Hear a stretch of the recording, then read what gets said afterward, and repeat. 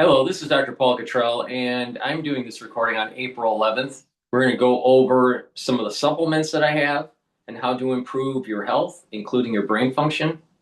And we're going to go over some of the news where we're going to explain a little bit about what's going on with the right wing of the U.S. politics and why it's so biased against the Iranian war. So thank you for joining. I greatly appreciate it. Please make sure you subscribe to all my channels. I have YouTube, Brighteon, Bitchute, and Rumble. You can also follow me on Apple Podcast and Podomatic, TikTok, Substack, Buy Me a Coffee, and Patreon. You can also donate on my website, the-studio-reykjavik.com, through Stripe, PayPal, or Buy Me a Coffee. Please help support the work that I do. All these videos are for free. Please share the links and ask your social media to follow me. You can also follow me on X and GETTR. All the links are in the description of this video and all my videos. In addition, you can follow my live streams on my website, and you can also follow my archived audio podcasts on my website, the-studio-reykjavik.com. So thank you for joining. I greatly appreciate it. So what I want to do is I want to start with the unhinged Alex Jones. All right. So what we're going to do is we're going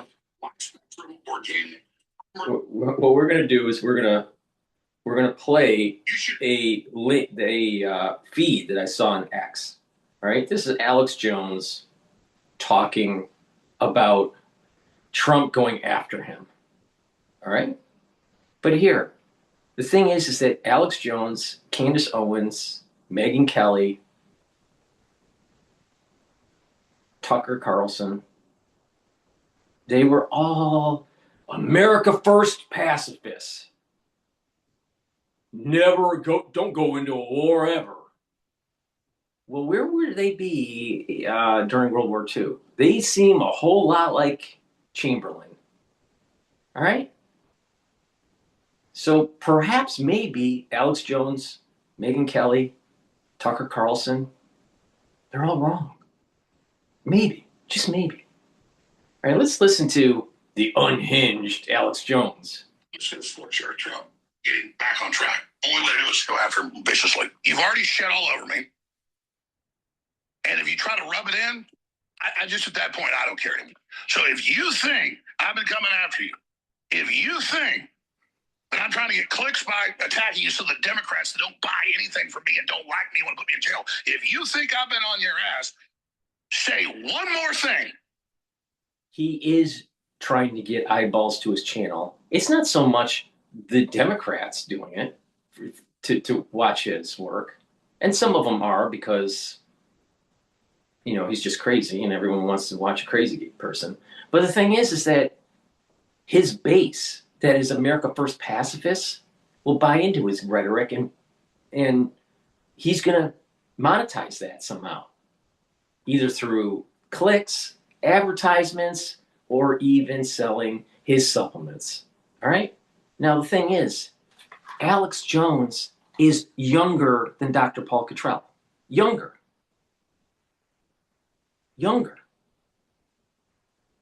Dr. Paul Cottrell looks so much better than Alex Jones. Alex Jones looks like he's 65 years old.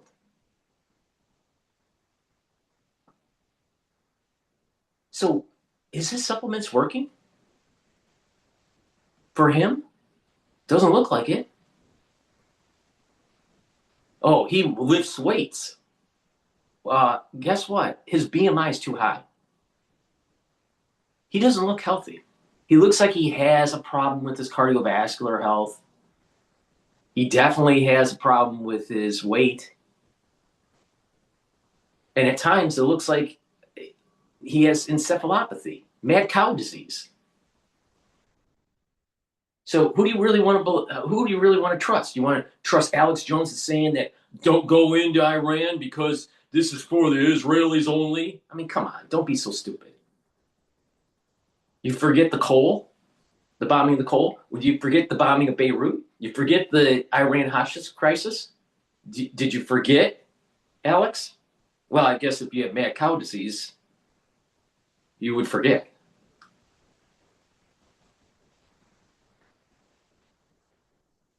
One more thing out of your mouth. And Laura Loomer, send him this, okay? One more thing. When I've gone through hell. And it's so irrational. He's saying that Trump is actually listens to his show, but then he's asking Laura Loomer to send it to him. Meanwhile, Laura Loomer, it sounds like, was trying to get rid of Tulsi Gabbard, which I'm not a happy fan of. I'm not a fan of Tulsi Gabbard, but but Roger Stone intervened and prevented or convinced Trump not to fire Tulsi. So the whole right wing of the Republican Party, they're nuts. Just as nuts as the ultra left wing. Alex Jones is just as fucking crazy as AOC or Mamdani. They're just on different sides of the spectrum. Let's continue. But if Trump is listening to him, why is he asking Laura Loomer to send a special message? First of all, why is Trump even listening to Laura Loomer? And have you looked at Laura Loomer? I mean, there's a lot of plastic surgery going on there. Why? In your ass because you were the lesser of two evils. Then I'm going to show you how to cow eat the cabbage. Oh, Do one more thing. That part was funny. How the cow ate the cabbage. I like those phrases. All right, that's about the only thing I like about Alex Jones. But okay, he's going to tell you how it is. Let Dr. Paul Cottrell tell you how it was. Back in 2020, Alex Jones was telling his audience that the pathogen didn't exist, which it did. 100% positive about that. He lied. He lied. You know why he lied? Because he was afraid that Trump would not be reelected. I know a lot about behind the scenes stories about the crisis of 2020 and how the media played it out, the mainstream media and the alt media. This guy lied to you, and people died because of it.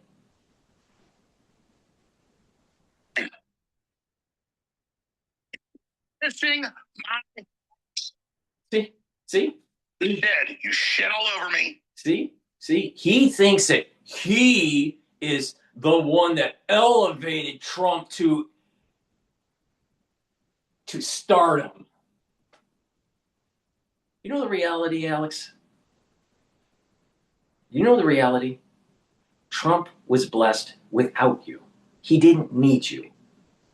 And so what happens now, for the last, 25 years, his show, Alex's show, has been nothing but gonzo journalism. This is gonzo journalism. You're not reporting the news, you are the news.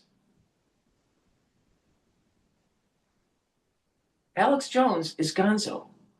Gonzo journalism. It's amazing. It's amazing. And what is even more amazing is how wealthy he became from being such a dipshit. This is the reason why the curse is coming. You want to hear how the cow ate the cabbage? Alex, there's a curse coming, and it's going to start on 9/11/2026. And no one's going to be able to hide from it. Not you, not Trump, not me, not the audience, nobody. And you're going to start seeing rages on both sides of the spectrum. People that are middle ground will be able to manage the crisis. All right? But everyone's going to be affected. But the reality is that on the extremes, the right extreme and the left extreme, there's going to be annihilation. That's how the cow ate the cabbage, Alex.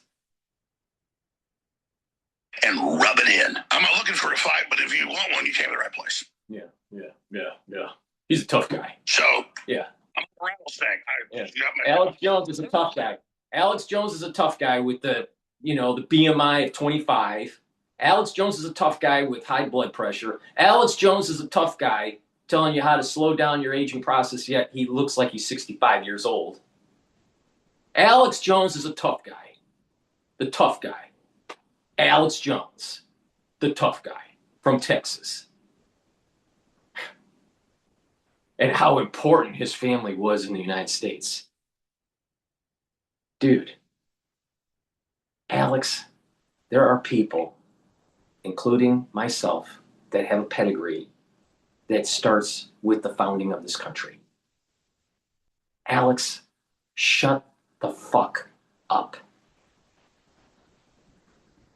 Snakes, water moccasins come after you and bite you.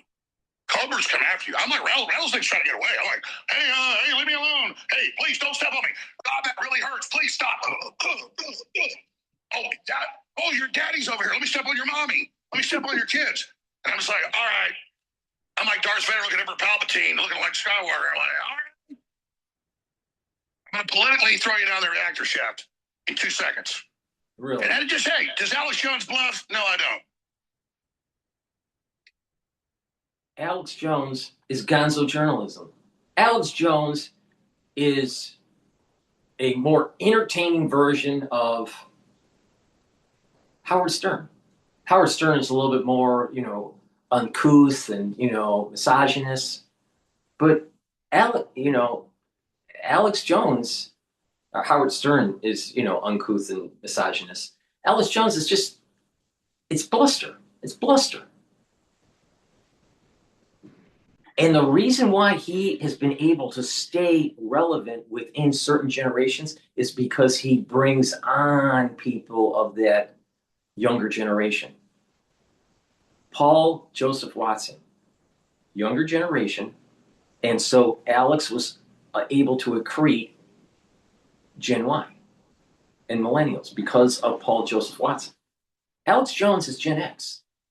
All right. But as Gen X is moving away from him, he has to accrete younger people. And so Paul Joseph Watson's getting too old. Get rid of him. Now, who does Alex align with now? Nick Fuentes.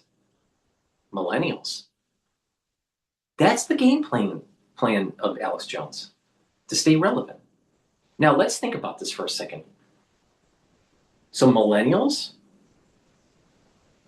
who don't have experience, aren't as educated, aren't as wise because they haven't lived enough, are going to try to tell you that going into Iran is a bad thing. They weren't born when the Beirut bombing happened. They weren't born when the Iran hostage crisis took place. They weren't born when the Cole was bombed. Some of them weren't even alive during the early days of the Middle Eastern War after 9/11. They definitely can't remember the Gulf War. Wake up. People that are young, that don't have experience, their opinions need to be discounted because they don't fully understand what is happening. And we need to make sure that the Iranians cannot have a nuclear weapon. In addition, I am extremely worried about biological warfare because the barriers of entry are very low and the ability to assemble and design is much faster because of AI. That was not the case when the SARS platform was being developed in 2001. The whole SARS platform took more than 20 years to create. Fact. But Alex Jones doesn't know better. You know why? Because he's not educated. I'm intimidated by you, Trump, the president of the United States? Think I'm intimidated by your hit teams, all the rest of it? Whatever, man. You got God to deal with. No. Alex is playing to his base. And his new base is that Nick Fuentes crowd. That's what he's doing. To try to be more relevant because the Gen Xers are moving away from his stupidity. The zenith of his commentary, which was useful at the time, was when 9/11 happened. To start questioning what was going on. And it's complicated. There's a Middle Eastern component, and then there's an insider component to it.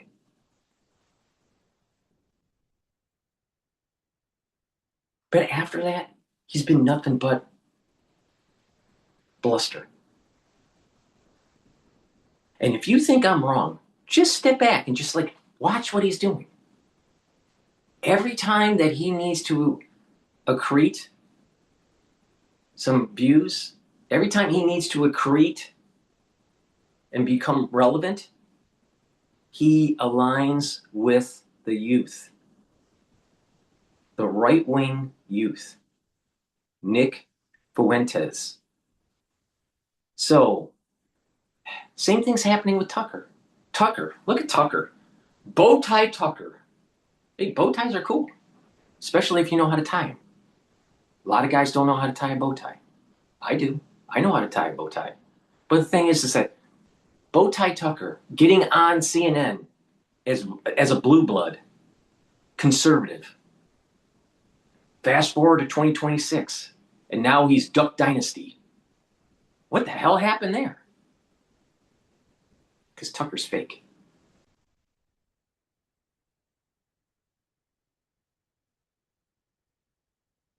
I want to focus on the midterms, the Democrats. I want to promote what's good you're doing.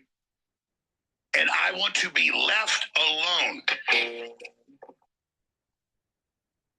He wants to be left alone?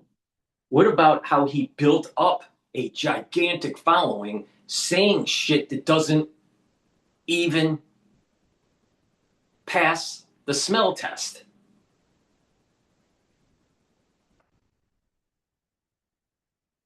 I'm telling you, he's bullshit. He's bullshit. Alex Jones is bullshit.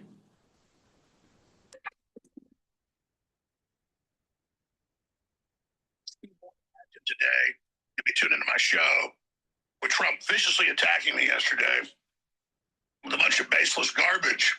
Garbage. That I would just be spending all day attacking him and just creating all the controversial statements I could to just stay in the news. I don't care about getting in the news over some stupid quibble.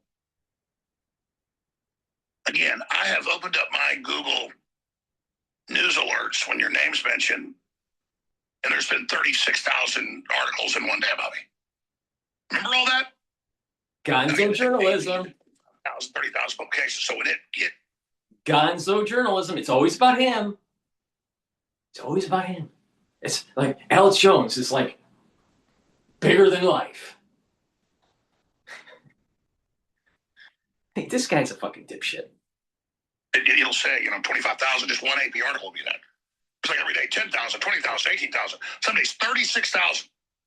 Every nightly news show. Remember, I'm the devil. I'm hurting families of dead kids. All that garbage. There was 300 plus million off of charities saying I was victimizing the parents. I did none of it.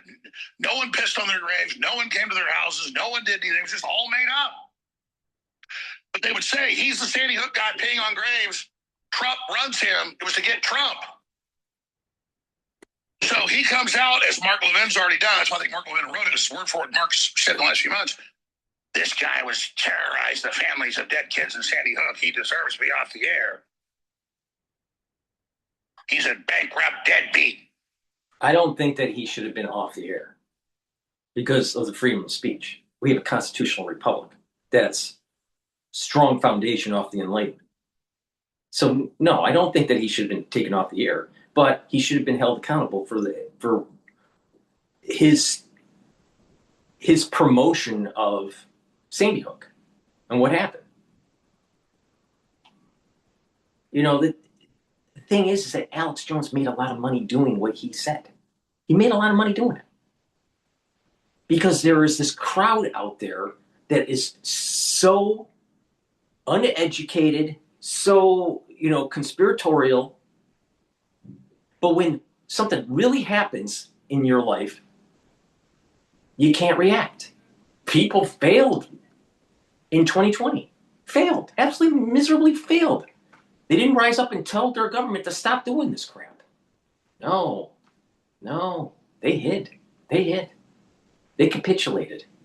Or they used keyboard warrior tactics. Infowars don't work. You can't win a war with info. You win a war through kinetic means. And it's always been like that.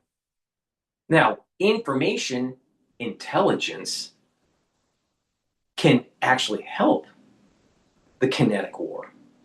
But you can't win only through info.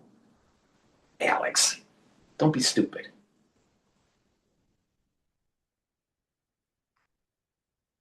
And then I was reading him say that last week, even a few days ago.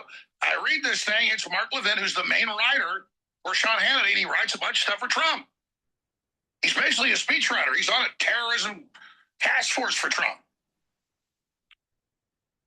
It's not about me defending myself. It's like this was the Paul Weiss law firm that sued Trump that ran all this. This is the Democrat Party trying to get me off air and trying to demonize me to hurt Trump. And Trump picks up their weapon system, their propaganda, and uses it against me. It's not the issue that he even attacked me. That's a side issue. It's that he... The issue is that you are promoting America First pacifism. America First pacifism, InfoWar, doesn't work. 47 years of dealing with the Iranians the wrong way. And we've had presidents, including Trump 1.0, that weren't willing to do the right thing and stop kicking the can down the road. We need to take a lesson from Sharon when he was on the battlefield with Arafat back in, I think, 68. Maybe it's 72. But whatever the battle was, Sharon stated he could have killed Arafat, but he let him go to live another day. If Sharon killed Arafat, we would not have the fucking problems that we have today. So, what do we take a lesson from that? Maybe we can take a similar lesson right out of the Old Testament. When God says to do something, you should do it, not be fearful. Because if you don't do it, generations will be cursed. But Alex Jones knows better because he's a good Christian. Yeah, right. Yeah, bullshit. How many fetuses did he abort? Good Christian. What a fucking jackass. He is literally pushing Democrat Party talking points via Mark Levin. And we know it's Mark Levin because it's word for word. I mean, I knew when I saw it yesterday. I'm not going to go ape and just start attacking Trump here. Now, I don't think having Roger on saying nice things about him is going to make him be nice to me. I'm like, oh, please don't hurt me. For me personally, it's good to break away from Trump because he's never helped me any of that, but because he was better for the country than... No. This is gonzo journalism, Alex. Let's call it for what it really is. You're distancing yourself from Trump because you need to accrete followers that are on the extreme right. And that's the reason why you brought Nick Fuentes into your orbit, because you kicked out Paul Joseph Watson because he's too old. Alex is a bullshitter. It's a bullshitter. A bullshitter. And he tells you how to slow down. He tells you how to get healthy, yet he can't get healthy. I'm telling you how to do it and what the science is because I'm educated, all right? I know how this works. And not only that, I do it and it's helping me. And it's helped thousands of people that I have told this to, all right? Look at Alex. The proof is in the pudding. You want to see how the cow ate the cabbage? I mean, my God, look at him. He looks 65 years old. Is he taking his supplements? Does his supplements work? What the fuck's wrong with this guy? Oh, it's gonzo journalism all the time. It's no matter what the news is, it has to be around him. He knows better. He knows the mosaic. He sees it all. Blah blah blah blah blah blah blah blah. Yet when it came to being on the battlefield, when it came to making sure that bioweapons were not developed and that further carnage would not ensue in future generations, he fell short. He fell short. He failed during COVID. He failed because he knew better. Because he knew better. The reality of the situation is pathogen was made. The reality of the situation is inoculations harm. And everyone was painted into a corner, and there was no way out. Oh, I just didn't, There may be some conspiracy theorists may say, well, I didn't get the inoculation, so I'm fine. No, you're going to get the pathogen eventually. Maybe not today, maybe tomorrow. Because guess what? You can't get rid of it. And oh, by the way, once you get it, you can't clear it from your body. 100% fact. But he knows better. He knows better. Yeah, he knows better. Why is there so many incidences of more cancers? You ever wonder about that? Oh, because the genes that are in the pathogen actually are oncogenic. Yeah. And the inoculation is oncogenic. Yeah. Dipshits, total dipshits. But, we're past that crisis now, but yet the ones that are really paying attention to the aftershock and signals of the aftershock, we're still living it. And there's going to be two or three generations that are going to be living through this. You have the geriatric generation living through the aftershock. You have Gen X living through it, the aftershock. You have the millennials. And it's questionable how it's going to affect the infants of the crisis. We don't know yet. They have learning disabilities. Most of that is because of environmental and not so much genetic. So maybe 4 generations will be affected by this whole aftershock. But Alex Jones knows better. Alex Jones knows better, yet he didn't finish his secondary education. No, he's a wealthy individual. He's done well for himself financially. But he's a gonzo journalist. Just because you're successful financially doesn't mean that you're truthful. Doesn't mean that you're correct. Doesn't mean that you have virtue. Doesn't mean that you're a pillar of someone to emulate. All right?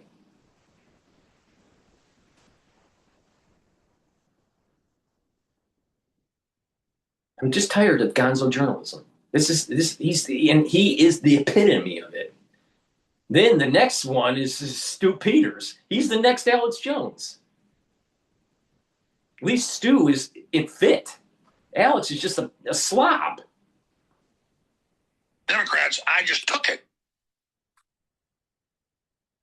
Just like I didn't care about all the attacks, I don't care about CNN playing clips of me and MSNBC and all. What does that do? Nothing. They have tiny audiences. I hate being associated with them, but I have to tell the truth. Well, I start. So, when you've had 20 million views on YouTube and everywhere else, and tens of millions on Facebook, and you've been syndicated since you were 25 years old. I mean, it's like, I am not trying to become famous. I'm not trying to get bigger. I'm trying to save the country and the world, because if Trump's recovery goes under, which the Trader Vermoose is doing, we go into bankruptcy and the dollar loses its hegemony and we are all F-U-C-K. First of all, there is a robustness of our economy that even if when Trump gets out of office, I should say, and we have a Democrat in the executive branch and Democrats running the legislative branch. All right? It's not going to be a free fall of the currency. It's not that we're going to just implode, but there will be a slow deterioration. But that's because of the erosion of God, country, and family. And if people are more centrist, little left of center, little right of center, and centrist, that crowd, which is the bulk of the United States, will weather the storm just fine. It's the extremes. It's the extremes. The ultra left wants to have these communistic programs, and the ultra right wants to be isolationists. And by being an isolationist, you're going to lose your empire. By being America first, in the sense of Alex Jones, when is it okay to actually control the freedom of navigation through the 9-dash line? Alex, what are you going to do? Alex, what are you going to do when Taiwan gets attacked by China? What are you going to do when actually China expands its hegemonic power in the Pacific and is able to threaten the archipelago of Alaska or the island chain of Hawaii? Because Hawaii is not just 5 islands. It's a lot of islands in the tune of over 100. A lot of people don't know that. What are you going to do, Alex? Both sides of the spectrum can cause harm to our country. Alex Jones, during the tariff crisis in April of last year, stated that the stock market's going to crash, the dollar's going to crash, the bond market's going to crash, and go to gold and and Bitcoin and all this crap. What did Dr. Paul Cottrell say? Don't be fearful. America will always surprise you. Don't bet against the United States. J.P. Morgan said this in the late 1800s and early 1900s. Never bet against the United States. Ever. So Dr. Paul Cottrell told you, buy when the S&P 500 went down to 4,500, 4,600. And if you paid attention to me, you would have made money. If you paid attention to Alex Jones and all of the other economists that were saying the tariffs were going to implode the economy and have rapid inflation, they were all wrong. They were all wrong, and you would have lost money. These economists were saying, move into safe havens like Europe. What? And then the dollar started to rally during the crisis in Iran. Why? Because we are the safe haven. Now, Democrats and a New World Order, all right, that some of the Republican Party is aligned to, like the neocons, this New World Order in the context of Bush Sr. can erode our hegemonic power and erode our constitutional freedoms.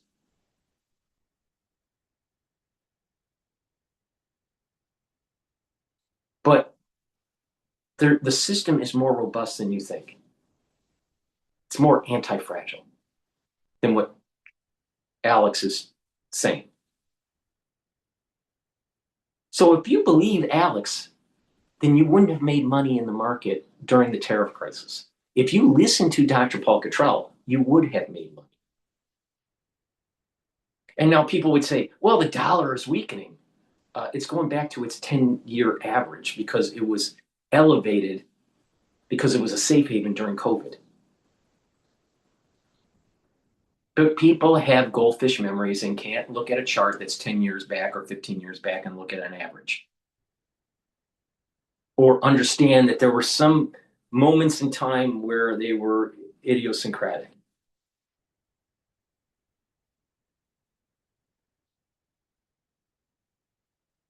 Really, Alex? What the big problem is, it's not just a Democratic Party, it's the ultra liberals in society and the ultra right in society that will erode God, country, and family. Now, people would say, if it's ultra right, how can it be eroding God, country, and family and the foundation of our constitutional republic? How could it be eroding the Enlightenment? Let's take a look at this a little deeper. God, religion. All right, ultra rights are monolithic with the religion. They're actually, these types of people are the reason why we have the separation of church and state, because they're promoting only one type of religion. They're proselytizing one type of religion. You know, there's a reason why people moved away from Christianity, was because of the over proselytizing. It was the overburdening of the religion onto one's life. There wasn't a middle ground.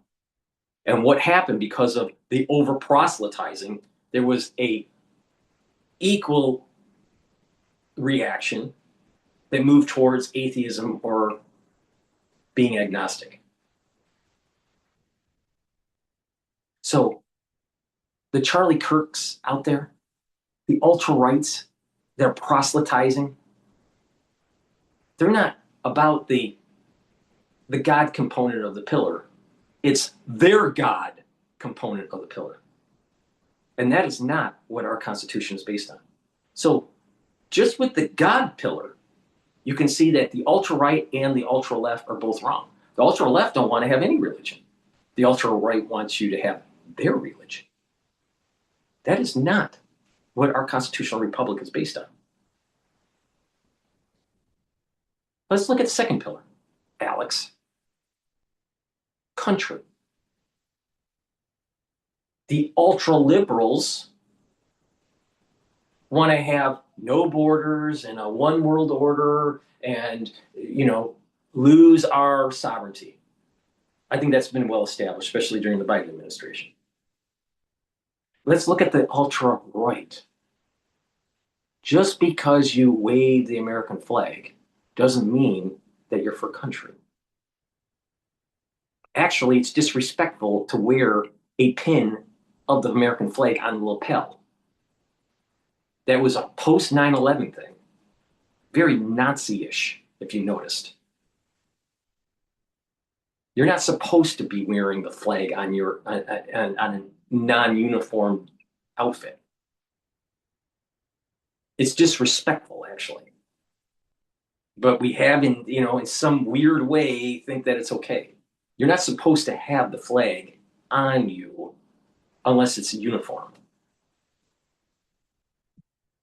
So now you look at the ultra right.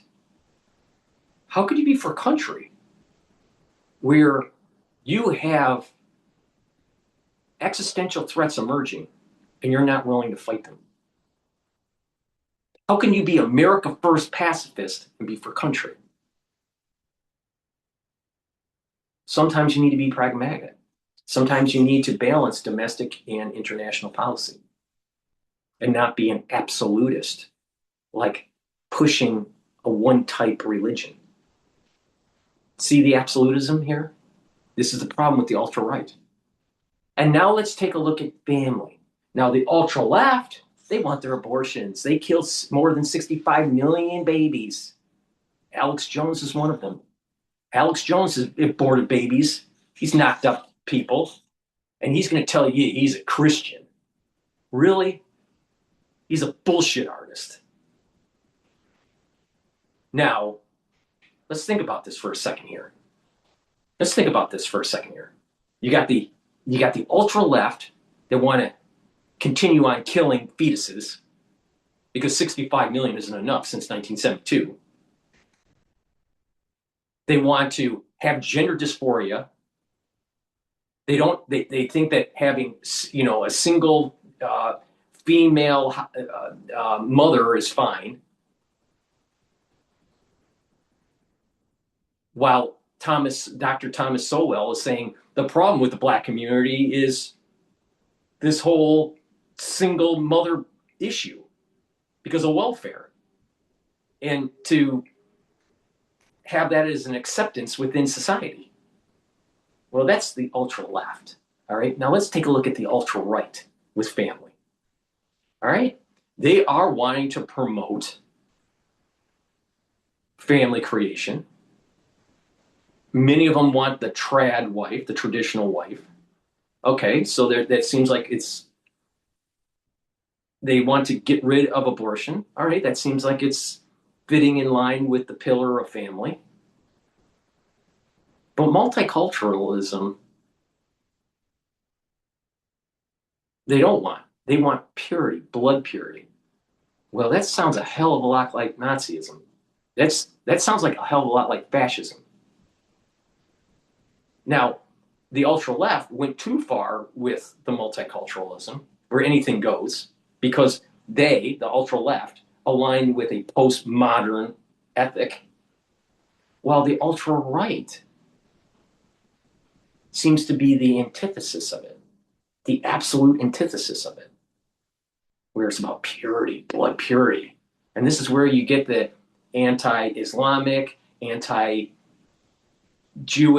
anti-whatever.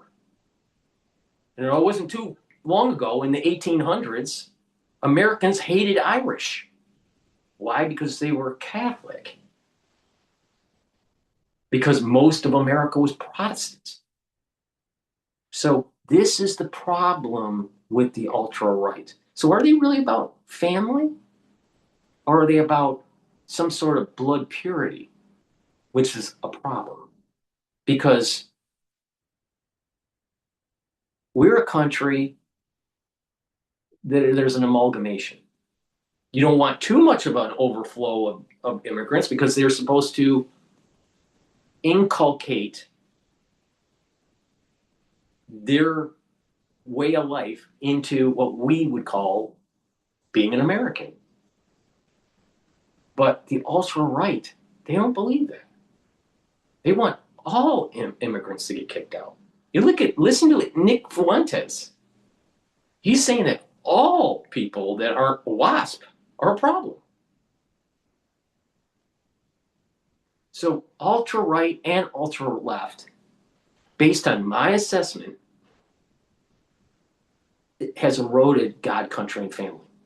And it's the middle ground, slightly to the left, slightly to the right, and true centrist. And that's the bulk of the country. Alex Jones is just as wrong as a crazy ultra left wingnut. Now let's think about a wingnut. You take a look at a wingnut. It has two wings, and it gets screwed around, right? And in the center is where the actual connection is to the screw. And you got the two sides circling each other, screwing the middle America. Alex Jones, AOC are just wingnuts screwing America.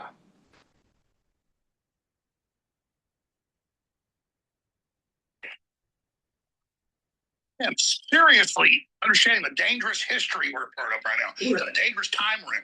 Really? Really? Don't have a normalcy by it. Really? He is so serious. He sees the danger. I've been saying since October 7th that the world is going to have a curse. I also told you that something really bad is going to happen and the aftershock during the crisis that we had in 2020. Now, better listen to me here. If America doesn't get their shit together, there is going to be a big curse coming. And the probability is increasing as we get closer to the countdown. And that countdown is 9/11/2026.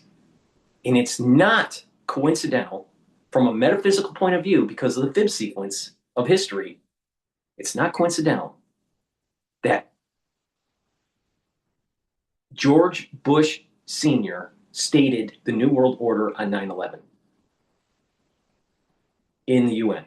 It is not coincidental that the towers fell on 9/11. It is not coincidental on the gate that's going to be opening up in 2026.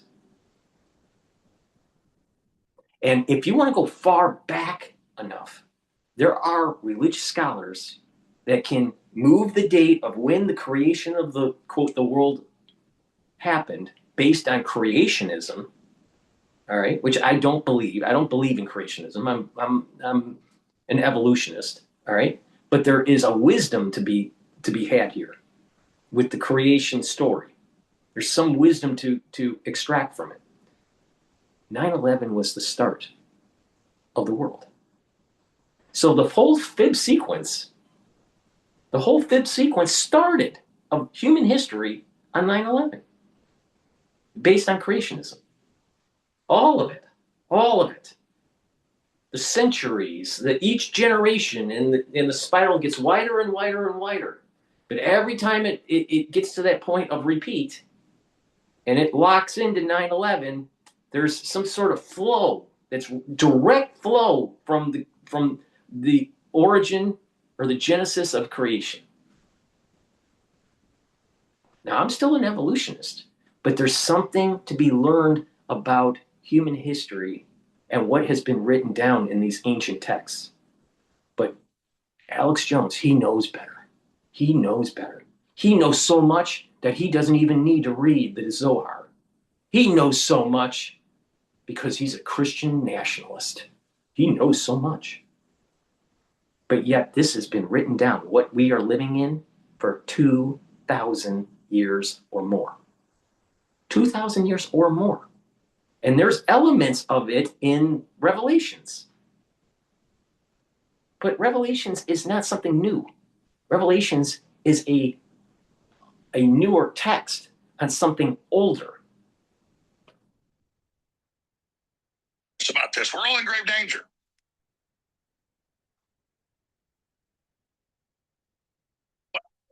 This morning, I made the decision when I was lifting weights to get blood pumping your brain really working well. Then why is he such a fat ass? And hit the weights, do some heroic moves. That's what we're doing this morning. I was pouring sweat. Nice 8-minute workout. And I said, pig sweat too. I'm just going to scorch earth Trump, get him back on track. Only way to do it is to go after him viciously. Because, I mean, look, the Democrats are infinitely more corrupt than him. He wasn't really corrupt the first term. The insider trading now, all the kids of the cabinet officials, it is just robbery town. And I'm like, am I going to just sit here and wait for Todd Blanche to indict me or something? I'm going to just sit here and wait for Trump to attack me. But I'm like, well, I need him to get back on track. I need him to turn things around. But I'm also sitting here like, I'm not your average bear. Like, I know a lot. And I know right where to hit everything. And you're like, well, you're supposed to do that. Yeah, but it's like paltry compared to the big picture. And I've mentioned a lot of it. But I don't want to overthink it. I'm just telling Trump something right now. The globalists sued my family, who wasn't even involved with me, and bankrupted them. I could take me being attacked. I've been through a lot of stuff. And if I see any inkling, with Mark Levin, everybody calling about me being deplatformed again, and you're calling for everybody's arrest, if I see any of that, and it's not like I'm saying this so they leave me alone. I'm on the verge of it, but there's so much, the Democrats are so much worse that I don't want to make my full-time show a war against Trump. But here's the thing, you've already shit all over me. Gonzo journalism. And if you try to rub it in, I just, at that point, I don't care anymore. So if you think I've been coming after you, if you think that I'm trying to get clicks by attacking you so the Democrats don't buy anything from me and don't like me want to put me in jail, if you think I've been on your ass, say one more thing. One more thing out of your mouth. And Laura Loomer, send him this, okay? One more thing. When I've gone through hell back in your ass because you were the lesser of two evils, then I'm going to show you how to cow eat the cabbage. Do one more thing. You should be kissing my ass. But instead, you shit all over me and rub it in. Okay. I'm a Christian, but I ain't Christ-like. I hate the Democrats. I hate the left. I hate the WM. I hate the globalists so much that I've sat here and put up with crap. You not defending me. You letting Todd Blanche kill the investigations of what the DOJ and CIA did to me and my family. And I just sit high road, don't really talk about it. I'll take it for the greater good. But there's only so far that I can take it. Go ahead. Say one more thing about me. Go ahead and attack me one more time. Do it. Yeah, he's a tough guy. You'll find out. Yeah. He's a tough guy at 25 to 26 BMI. He's a tough guy. He's a real tough guy. Yeah. He's a tough guy. He's a tough guy lying to the American public multiple times. But sometimes he gets things right. But the thing is that he's a gonzo journalist that thinks everything revolves around him. And there's a lot that he doesn't understand. There's a lot that he gets wrong. And when he gets things wrong, it actually harms people. But, the thing is that he's been blessed with money. He's been blessed. God blessed him for some reason. He's not living poor. Most of the people that are watching him are far less successful monetarily. But does he deserve this? No, we can't really judge God's blessing to people or God's curses on people. We can't. We don't understand it. Maybe when he dies, he goes to hell and he has a very bad experience in his purification of his soul. Maybe, maybe not. We don't know. We don't understand why bad people get the term is pernussa, but the get from our perspective a blessing. We don't understand it. Why other people don't get a blessing? Maybe when they die, they have a better experience when their soul is being purified. We don't understand it. And it's something that even Moses had a problem with and was trying to understand this and complain to God about it. That he didn't understand this. That on our plane, why is it that people get blessed, but they don't deserve it? He's an example of it. Trump is an example of it. But do you really want to fight against the blessing of Trump? My God, this guy is way up there in the stratosphere in terms of blessings. Alex Jones is lesser, but he's been blessed. Why? I don't know.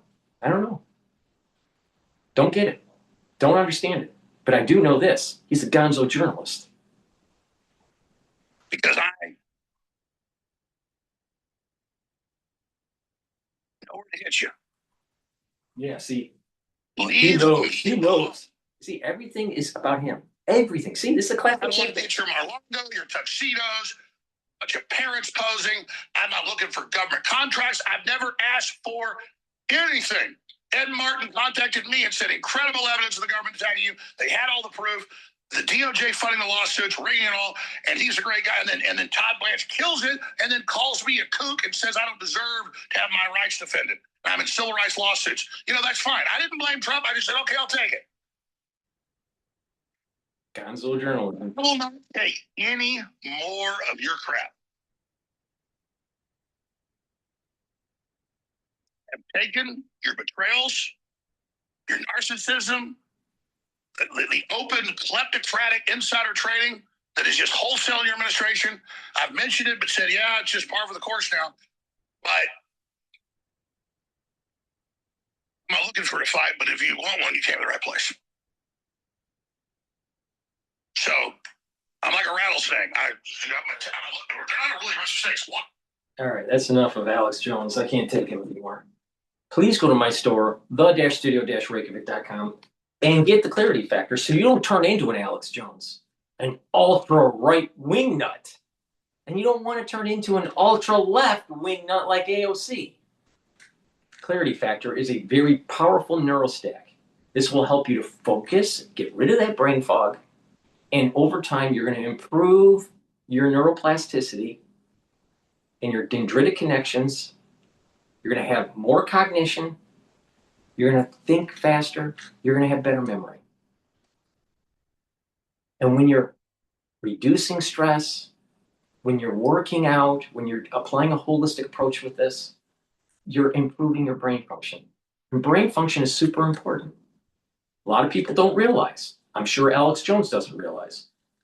Good health for your liver and your kidney will help to detoxify your body and your bloodstream.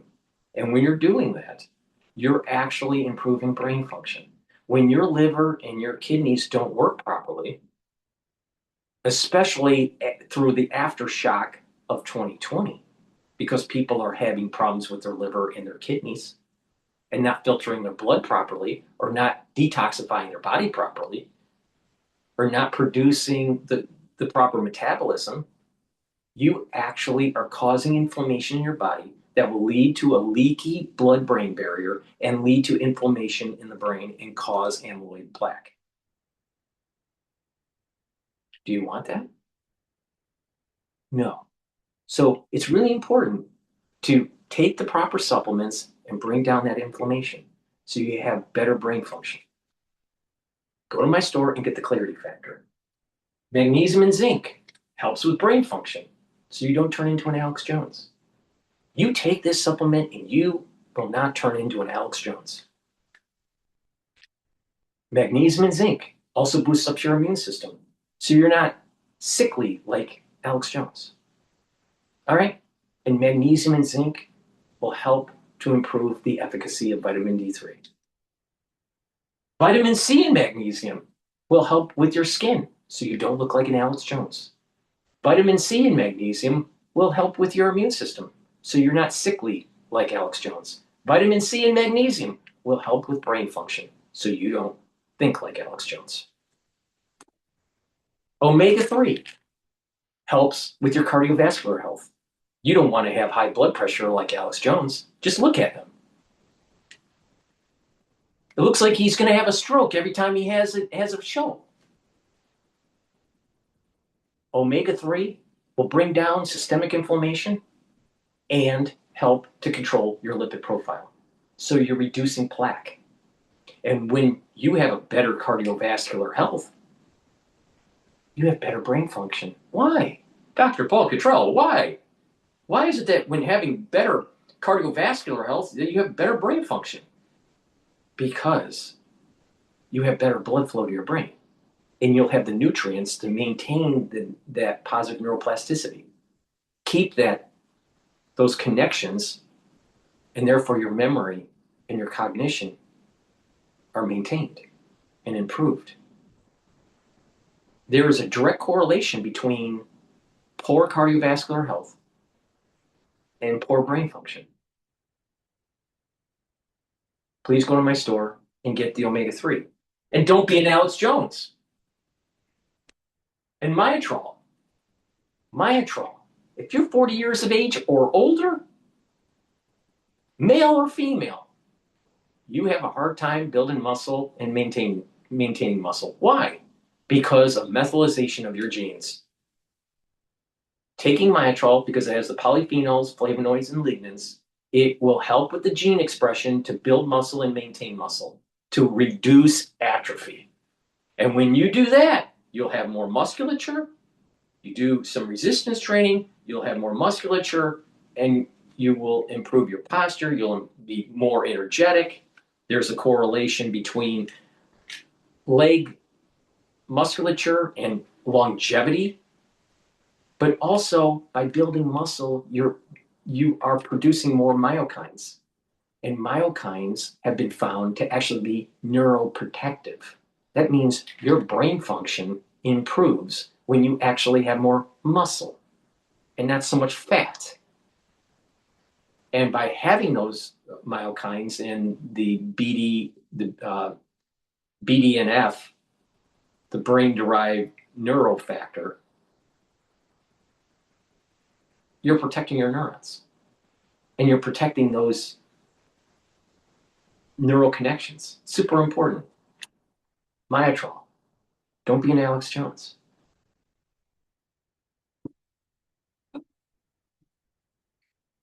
olive leaf extract, dual purpose. It helps to improve your immune system and your cardiovascular system. And by having a good immune system, you're also improving your brain function because you're not getting sick as often and causing a lot of inflammation. And remember, chronic inflammation leads to neurodegeneration. Olive leaf extract, bringing down that inflammation and helping to control the lipid profile. So it's also improving your cardiovascular health. Because if you don't have inflammation at the intima level of your blood vessels, if you have less oxidized LDL, you have less plaque formation. And again, better cardiovascular health leads to better brain function. So don't be an Alex Jones. And this is the reason why DrPaulCottrell is the most comprehensive, the most accurate in terms of longevity. And you don't have to be Brian Johnson spending $2 million a year to slow down aging.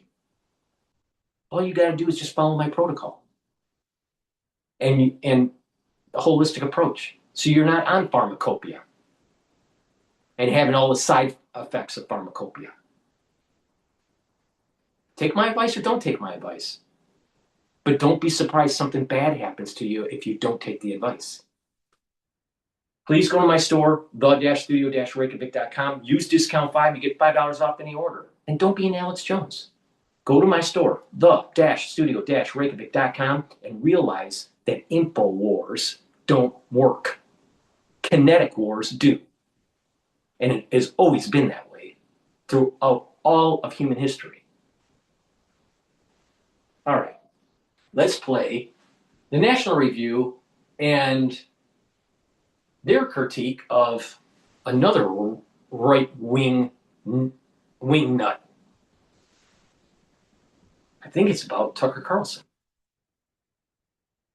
You know, Mr. Bowtie, blue blood, Swanson family, didn't finish college, applied to the CIA and says that he wasn't accepted.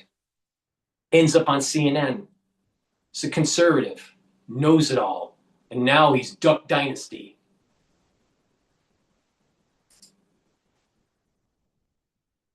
In the Iran war. Pray for Iran. Pray no. for the designs of the Jews to fail. This is not about.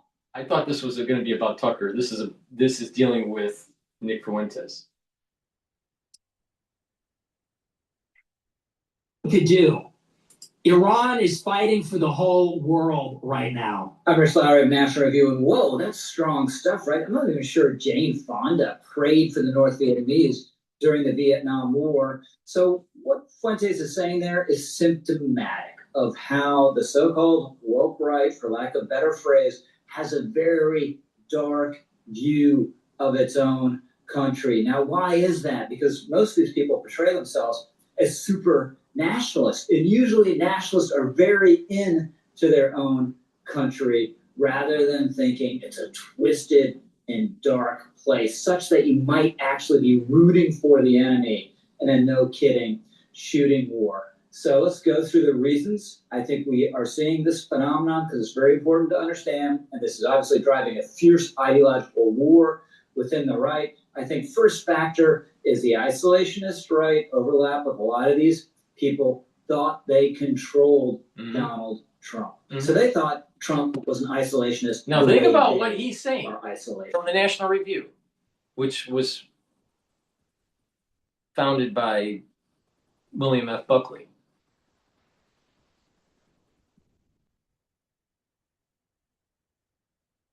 Doesn't that sound a lot like Alex Jones? Alex Jones thinks that he can just tell Trump what to do. That he's so important. That he sees the big picture.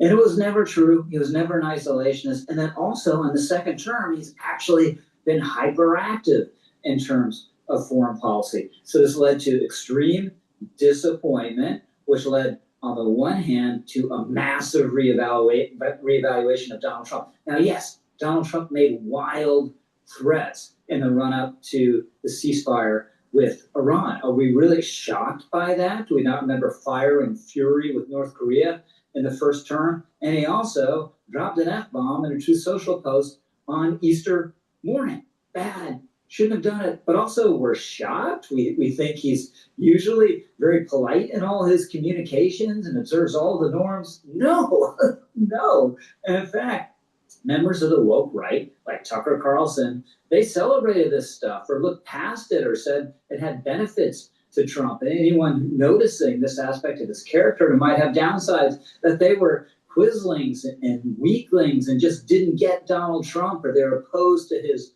voters. Now, Tucker Carlson sounds like a so-called member of the Committee to Save the World during the first term. This was the establishment types that considered Trump a danger and thought he had to be controlled. Now, Tucker is not an establishment type, but he's a representative of the woke right who thinks Trump is a danger and has to be controlled. Here he was calling on people around Trump to get the nuclear codes to stop a potential nuclear conflict. Figure out the codes on the football yourself.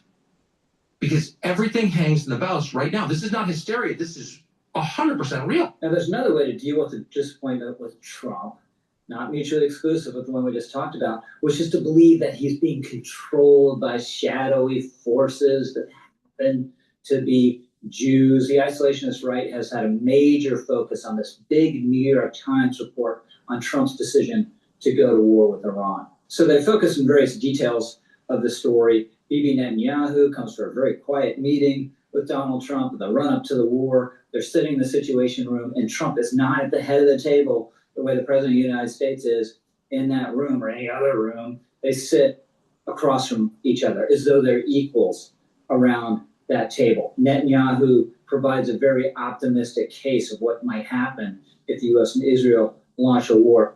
What if you could clean your retainer at the touch of a button? No more brushing or tablets. Over 4 years ago, our team of engineers knew there had to be a quicker, easier, and more...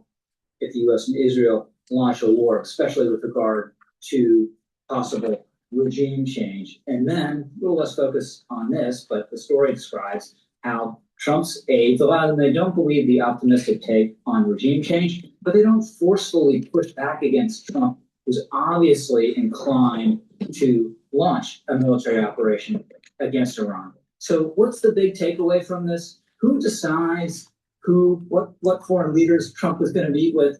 Donald Trump. Who decides where the foreign leaders sit in the Situation Room if they're meeting there with them? Donald Trump. Who decides whether or not to believe what a foreign leader is saying about a military operation or anything else? Donald Trump. Who's created a situation where he has a lot of aides around him who are too deferential or too afraid to give them their frank views on important things? Donald Trump. This is all Donald Trump.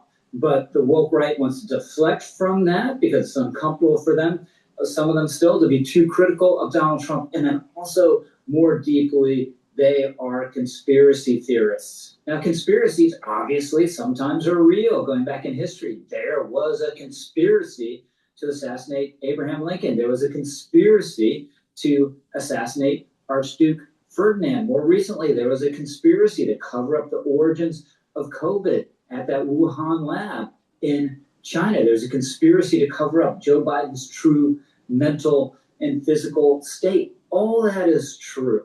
But if you see deeper conspiracies everywhere, what happens, you begin to have an extremely dark interpretation of your own government. It's not just that the people running the government are weak. It's not just that they're incompetent. It's not just that they are, yes, in certain situations and circumstances, ill-intentioned.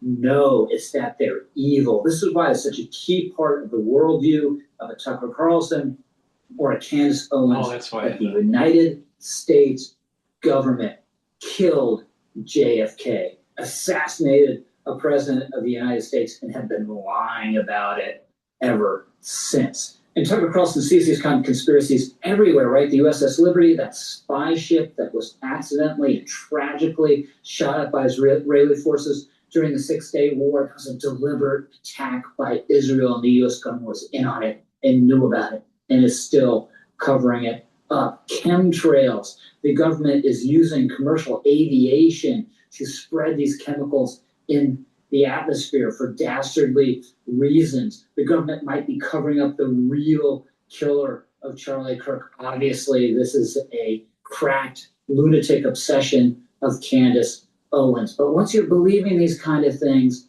our government is not just wrong. Our government doesn't need checks and checks and balances. It's not just that it can't be trusted in every circumstance. It is evil. It needs to be stopped, including its influence abroad. And this is how you get the woke right linking up with the woke left, with the anti-American left, and the likes of, say, Glenn Greenwald. Right. So the same thing we're just talking about here too in U.S. This is the reason why I was saying that when you take it, I'm saying it differently, but we're getting to the same conclusion here. The ultra-right and the ultra-left both are eroding God, country, and family. And they're antithetical to the values of the Enlightenment, of John Locke. Life, liberty, and property rights. They're both wrong. Alex Jones, Candace Owens, Tucker Carlson, AOC, Chuck Schumer, all of them, all these people on the extremes, they meet together and they're eroding God, country, and family in the Enlightenment. The Enlightenment isn't Nazism. Actually, the Enlightenment is antithetical to that. Nietzsche, who was the philosopher that the Nazis, the philosophy of Nietzsche was a cornerstone of fascism and Nazism. Nietzsche comes from a postmodern perspective. Postmodernism. This whole philosophy of postmodernism has caused lots of problems. Now, Nietzsche, with this whole idea of the Ubermensch, Superman, all right, and extreme purity, and taking certain things that Nietzsche said out of context, you end up getting Nazism. But also, when you take a look at relativism that comes out of the postmodern philosophy, you get also ultra-liberals. Anything goes. It's okay. It's okay to have gender fluidity according to the ultra-left. It's okay to abort your fetuses because of the ultra-left. They're both at fault. Postmodern philosophy has eroded the Enlightenment. And we need to get back there. We need to get back to the Enlightenment. There needs to be a rebirth. And this is sort of what's happening with going into the age of Aquarius. All right?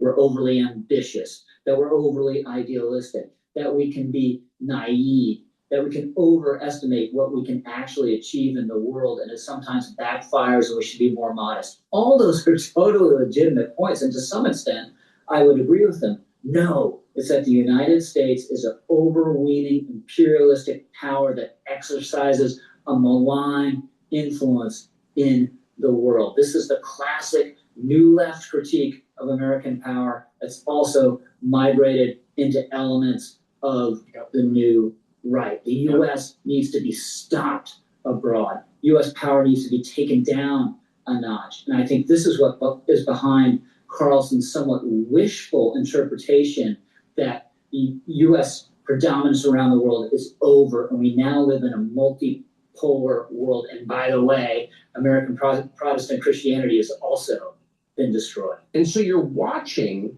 the end of the global American empire, the unipolar. Well, let's dive into this a little bit, all right? Look at his Duck Dynasty look. It's wood paneling. There's some, on the other side when he's interviewing someone, there's some pictures of hunting, right? I don't know if he's in Montana or wherever, but it's If you like that thing, it's more naturalistic. All right. But why is it that he's trying to spin himself on his show as some sort of Duck Dynasty guy, which is totally not blue blood Swanson family bullshit, right? And he's still in a button up shirt. The point here is this is manufactured.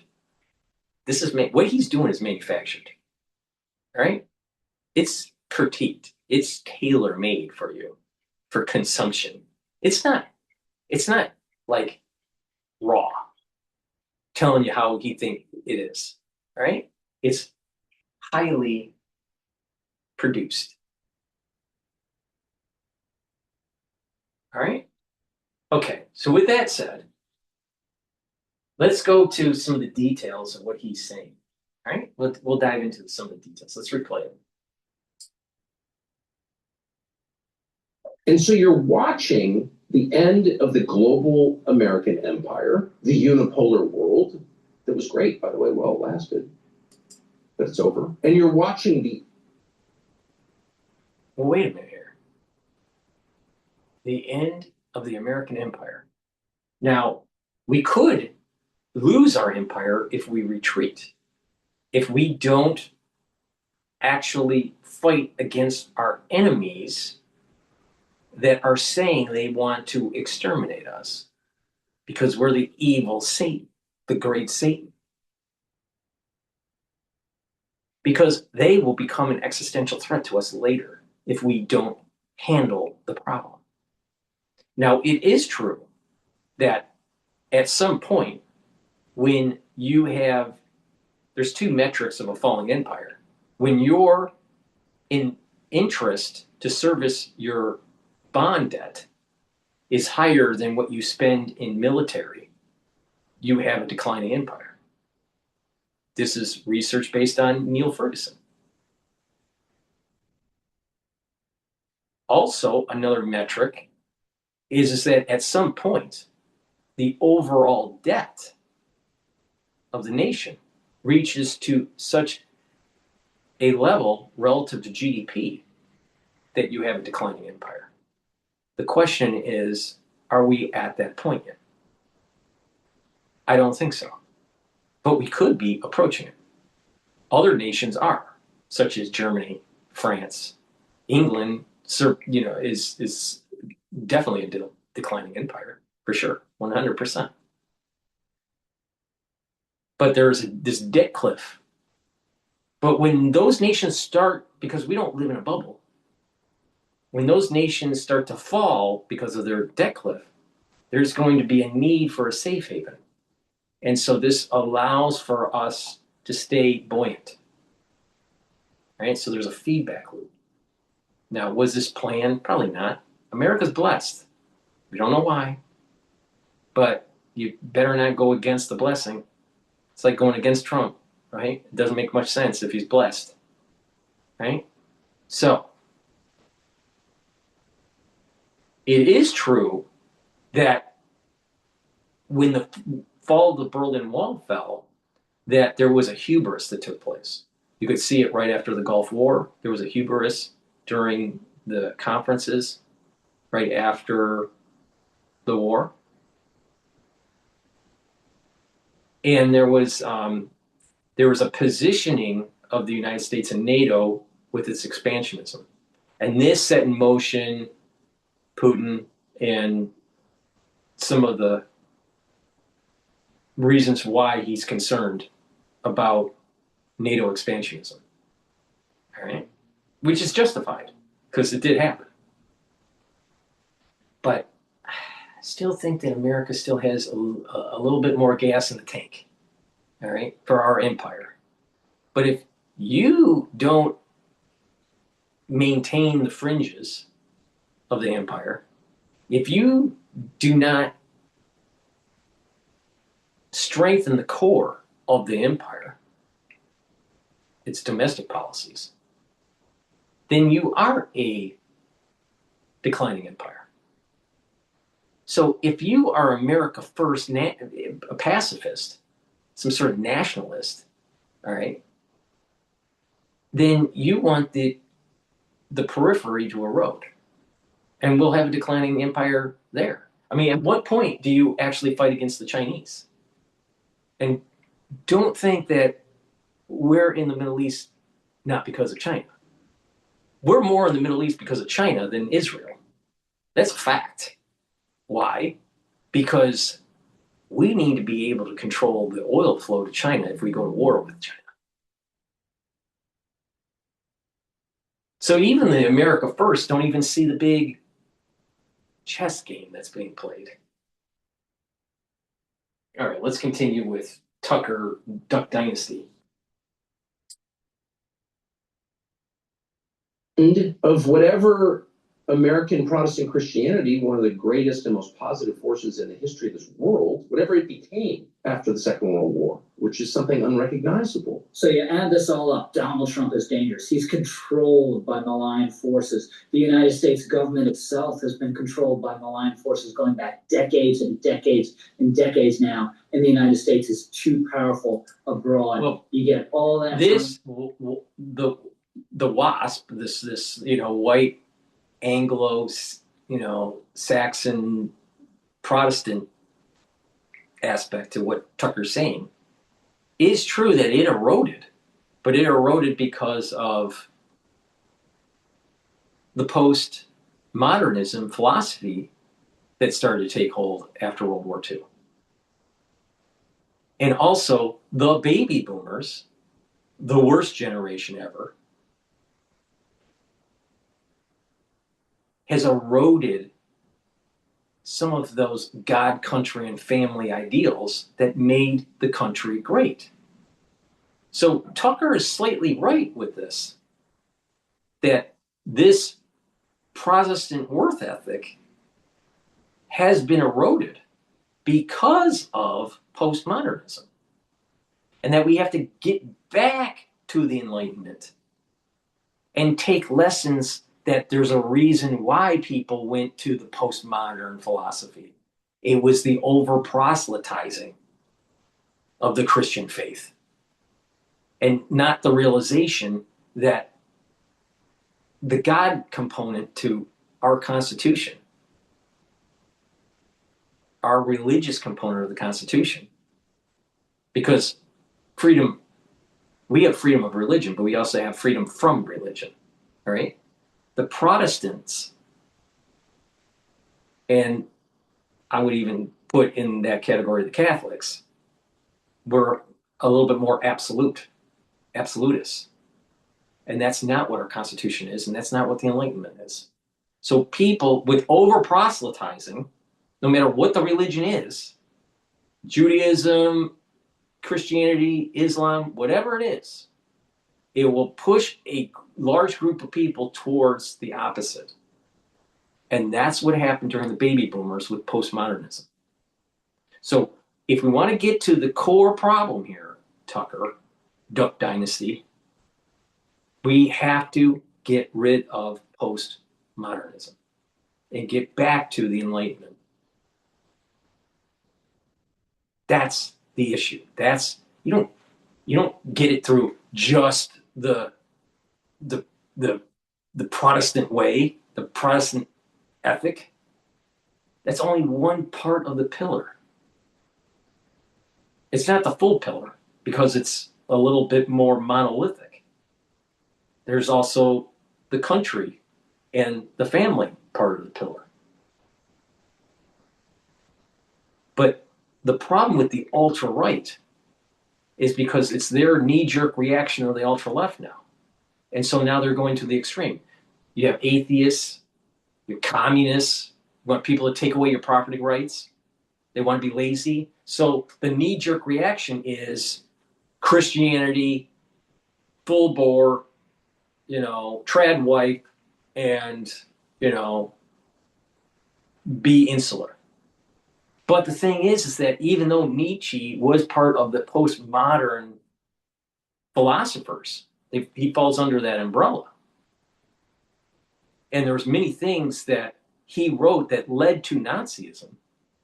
He also warned that the slave morality is through Christianity is the death of the society because of empathy. And other writers, suicidal empathy. This is another component of what Nietzsche was saying, but I think it's Gad that wrote about suicidal empathy.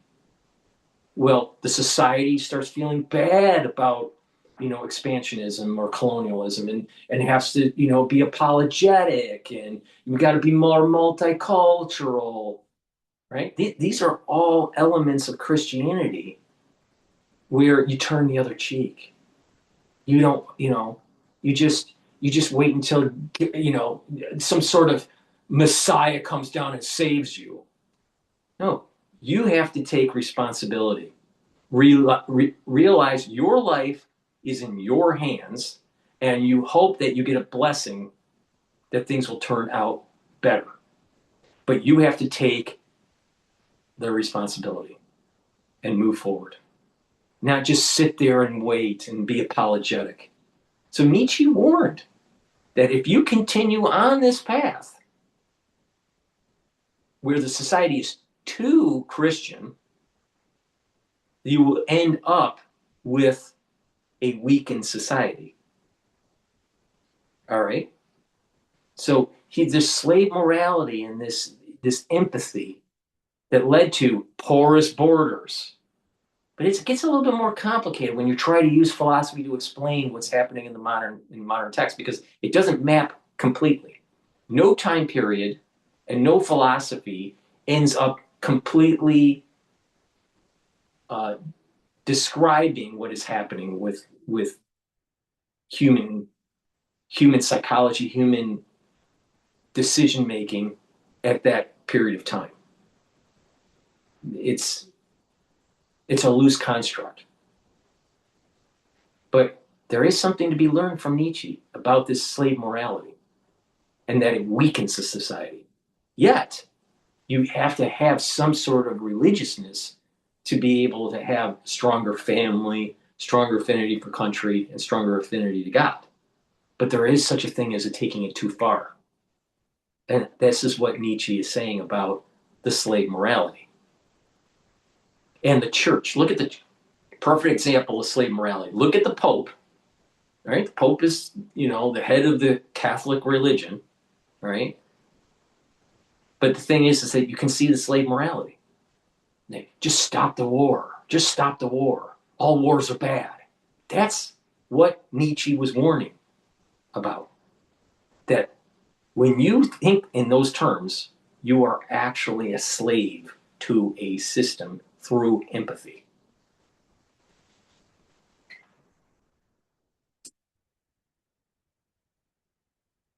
Do together, and that's how you get this kind of bizarre rant from Tucker Carlson. Is it possible that what you're watching is a very stealthy yet incredibly effective attack on what, from a Christian perspective, is the true faith, belief in Jesus? Is it possible the president sees this in bigger terms?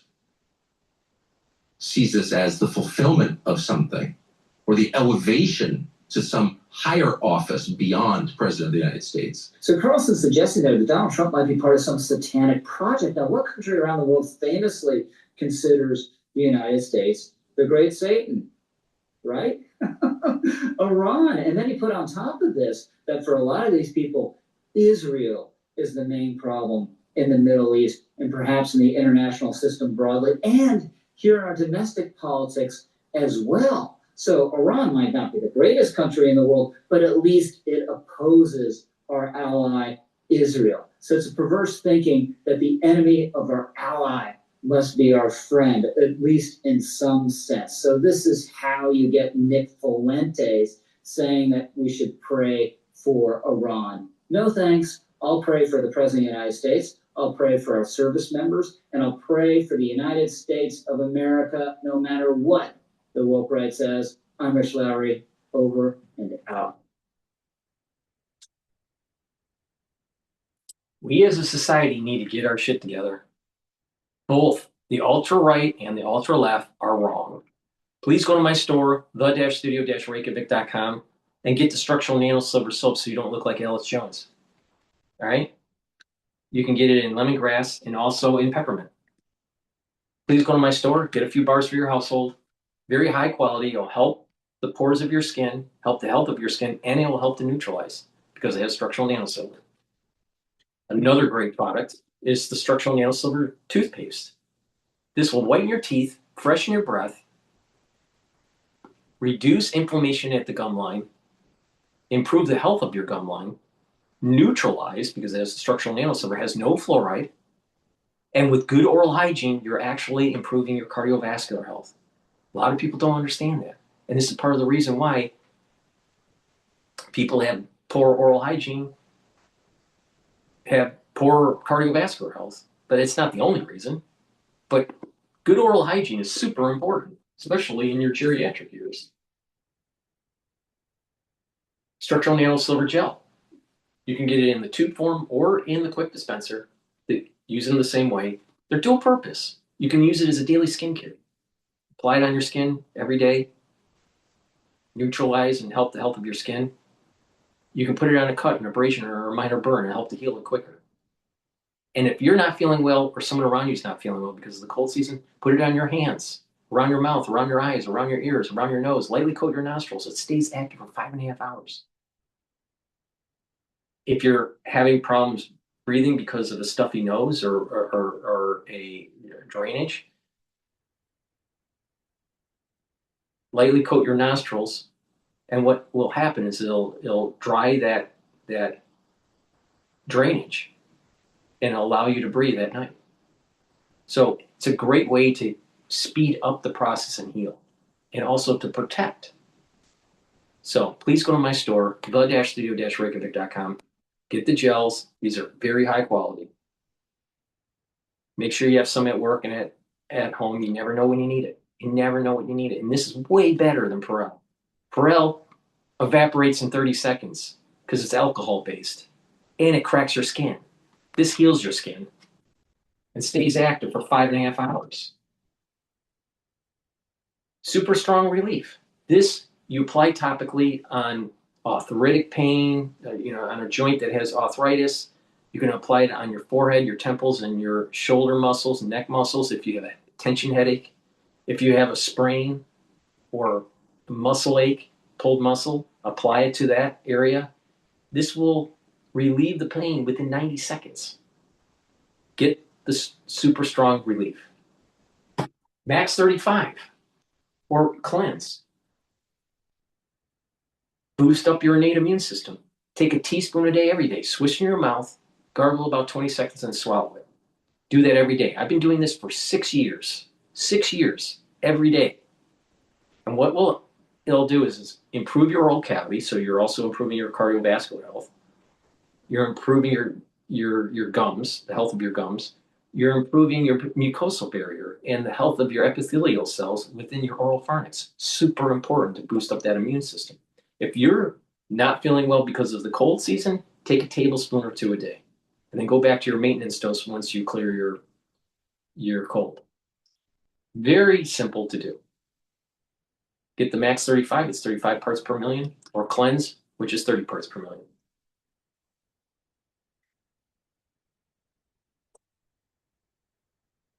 All right, let's play. I want to play CSIS, the Center for Strategic and International Studies. This is a great resource, all right, especially with what's happening in the oil markets. So what we're going to do is we're going to play this. It's going to be talking about the oil crisis isn't over even with a ceasefire. So let's dissect this.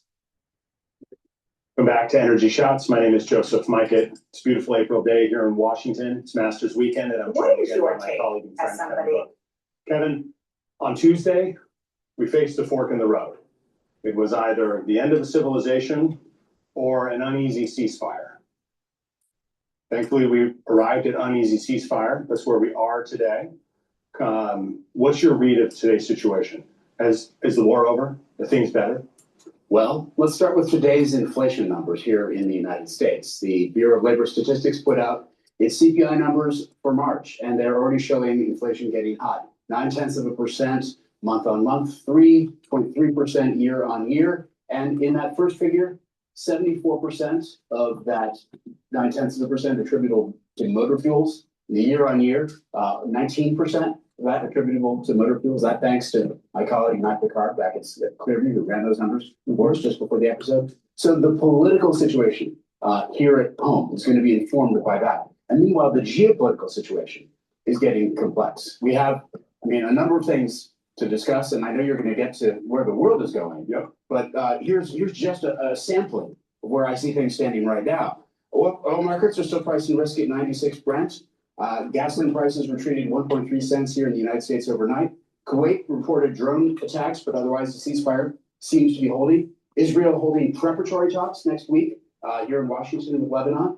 Talks tomorrow, probably, in Islamabad. J.D. Vance, Steve Witkoff, Jared Kushner talking to Abbas Araghchi from the Iran running foreign minister, and also Mohammad Bashir Ghalibaf, the head of parliament. And meanwhile, there are technical limitations affecting travel through the strait, which, if you wondered what technical limitations were when they announced the ceasefire, apparently, according to Saeed Khatibzadeh, the deputy foreign minister of Iran, those are mines. It does look like we learned this week that the strait had been mined.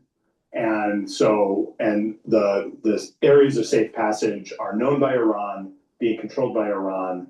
And so even though there is this uneasy ceasefire, at least on the US's part, that ship traffic is far from normal. We're seeing reports of a handful of ships traversing the Strait of Hormuz on the daily, not the 150 that we saw pre-war. And no one knows, frankly, how long it will take to unravel those technical limitations. I mean, the technical limitations notwithstanding, just unsticking the strait and getting the ships out is a weeks to months proposition. And this is one of the things that we've been saying here on Energy Shots. Energy analysts around the world have been trying to convey to political leadership that the scale of this disruption is so large.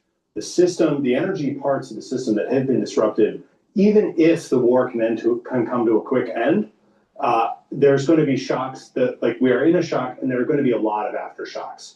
It's not that you can relieve the risks of Strait of Hormuz passage and suddenly markets are going to return to normal. We titled our episode today Shocks and Aftershocks, particularly because the latency in the energy system is still expressing itself. Very much so. We've been in the war for now about 6 weeks, I think, and we're still seeing the effects on energy markets and government policy around the world. Let's start here. This is showing us a map conveying where the IEA, the International Energy Agency, is tracking government response to energy shortages. Here's the big picture, Kevin.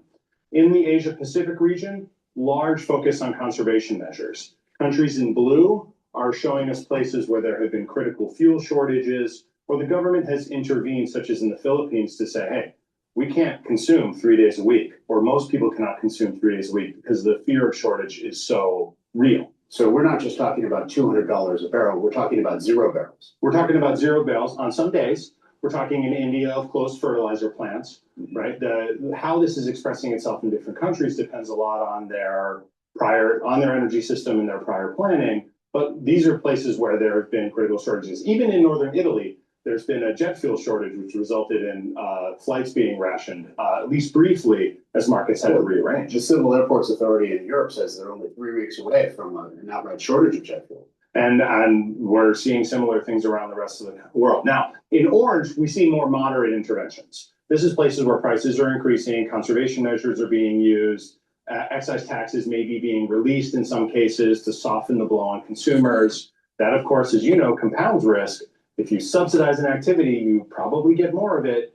And for a world that is still going to be dealing with the aftershocks of this for some time, the wisdom of that is, of course, in question. So driving with the brakes and the accelerator at the same time? Yeah, that's right. Now, Kevin, one of the things that you and I have been puzzling about is, the world is in this incredible energy shock, largest in history, and yet things kind of going along. We haven't yet seen a huge macroeconomic effect, even though countries around the world are intervening to protect their population, to conserve fuel supplies. Some of that might be time. Some of it might be the changing nature of the economy. How are you thinking about that? Well, I think we should ask this question. what will the importing economies do?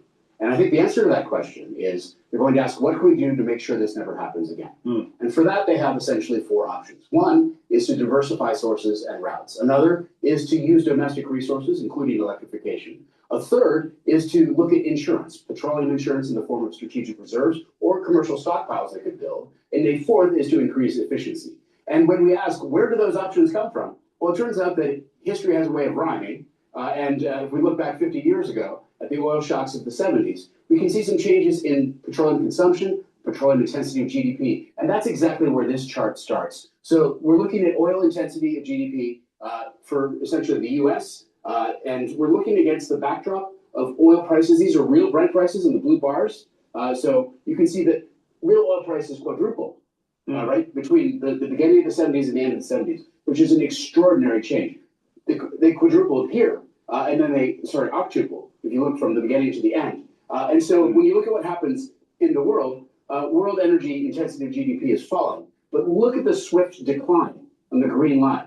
And the swift decline also in the EU, the gray line, and the orange line, the US. And that mechanism is a response, not to being bitten once, but twice. Maybe that takes us to the next chart. When we ask the question, what about the oil share of energy consumption on a primary energy basis? Again, the gray is the EU, the green is the world, and the orange is the US, against the same backdrop of the Brent price, the real Brent price, real world price. And you can see, again, that swift decline. Here we are, falling off the cliff in a very big way. And it's not a coincidence that it happens after that enormous second bite. So this is the last time we had a major interruption in the Strait of Hormuz in the 1970s with the oil and Arab embargo, right? Oh, in the region, yes. In the region, politically motivated as opposed to the result of a war. But you had a structural shift of the use of petroleum in various parts of the economy.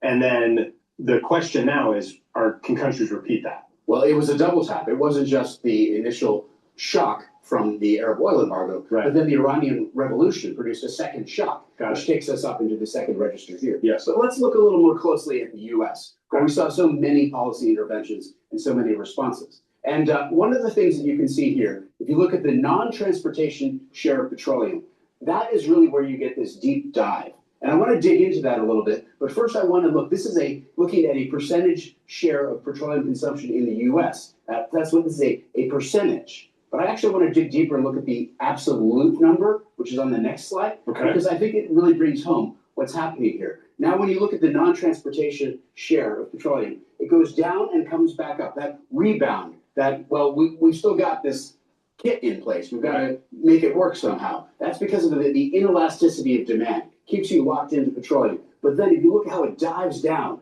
it stays down. And then look, it dives again when we have a second spike as this is a demand-driven shock, right? In the early 2000s, as China's demand rises and the petroleum price globally rises, you get this second change. So this is showing us these two lines are not percentages, right? These are BTUs. These are trillions of BTUs of primary energy consumption. And this is the absolute amount of petroleum being used in non-transportation and in transportation. And what do you see about transportation? Well, transportation continued to grow up until 2007, 2008, and then plateaus. Right. And so we do see the effects of transportation efficiency setting in, and then of course COVID. But once again, you have a demand side shock, a short shock, and a rebound. But we are at a level where absolutely relative to the 70s, despite much more efficiency, larger population means that you still have more energy use from petroleum. And we're going to talk a little bit at the end of the episode about the role of electrification in transportation, because that seems to be a big theme in the coverage of this issue. But let's talk a little bit more about the U.S. and non-transportation uses. So this is where most of the squeeze comes in. If you look at the gray, this is power generation. And the power generation share, again, we don't really see the changeover until that second bite comes, and then a very significant drop. What we're looking at ultimately in that non-transportation use works out to the equivalent of about 3 million barrels per day of demand destruction. 3 million barrels per day of consumption, 2/3 of which in the residential, commercial, and power generation sectors. If you were growing up, as I did, in the 1970s, and you had an oil tank fueling your house, chances are that house moved to something else. We'll talk about that in a moment. And that happened in a lot of places, pretty much except for in New England and a few other parts of the mid-Atlantic. In power generation, there's just a tiny little bit of petroleum power generation, Hawaii, New England. Alaska left and right. probably as well. Yeah. Like So small big changes villages. in response to the fundamentals of a short market. Right. So let's dig just a tiny bit deeper. One of the big changes is that if you look at the change in electrification as a share of residential energy consumption, now we're looking at total energy consumption by sector, and the green line is the electricity share of that consumption. And you can see petroleum falling off. You can also see natural gas falling off in the residential sector. Right. So it's important to note the effect, the long-term effect of electrification as a trend, as a secular trend, really, also as a policy change. Electrification with industrialization is just part of the history of the United States, but it also represents a diversification policy option. Moving to commercial, you see a similar sort of story. Again, the impact in this case, for whatever reason, electricity is red in this chart, but you can see the same relationship. Now you see petroleum and natural gas falling off, although natural gas rising a little bit more in the commercial sector with more uptake. And then if we go to the power generation itself, what we get is a story where I think the first recourse after the 70s from moving out of petroleum in this blue line is to ramp up coal-fired generation. Right. And we see that going on and continuing, ramping down a little bit as a share of total energy. But what comes in is you start to see this rise. First, there's an initial wave of combined cycle gas turbines, highly efficient gas plants, driving consumption in the power sector. And then, of course, what we see is the massive transition after the shale gale blows in and takes all this new power generation out of coal, and coal plummets. But of course, that's against the backdrop of both nuclear, which really steps into the scene early, and then also the contribution of renewable generation coming into the mix. So where are we in the United States? What we see is a diversification, first of all, to domestic production. A lot of that domestic energy production is a massive part of this story. But we also see this huge shift out of petroleum in the industrial mix, in the stationary sectors, even more so residential, commercial, and power generation. And that feeds into the broader story, which we saw at the very beginning of the slide deck, which was that the global economy is now much less reliant on petroleum as a source of primary energy in non-transportation sectors. And on an absolute percentage basis. In terms of GDP. May I make an observation about your map? Please. I think I noticed that the map did not include export bans.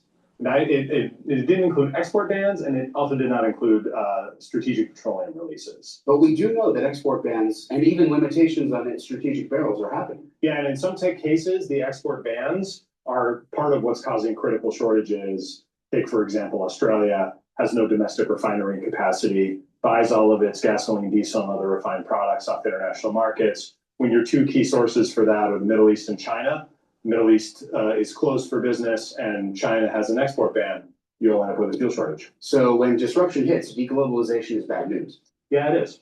And this is not the way the IEA conceived of this system. When we go back to the reaction to those shocks in the 70s, their response was, well, let's create a sort of a lattice work of interoperable strategic reserves so the countries could come to the collective rescue of the global developed economies. Right. Now, some of this might be, if this crisis continues, if the strait doesn't reopen or is a trickle instead of a flood, I do think those international mechanisms can help resolve some of these critical shortages, right? These are at the moment are episodic. They're not long lasting. But amongst the options are a return to securitization. Will we see refineries be again distributed in countries that had said we probably don't need those anymore? So when you say a trickle versus a flood, I know two recent posts from President Trump on Truth Social, one of which says that Iran is doing, quote, a very poor job, dishonorable, some would say, at resuming flows through the strait. And the second says they better not be charging fees, and if they are, they better stop now.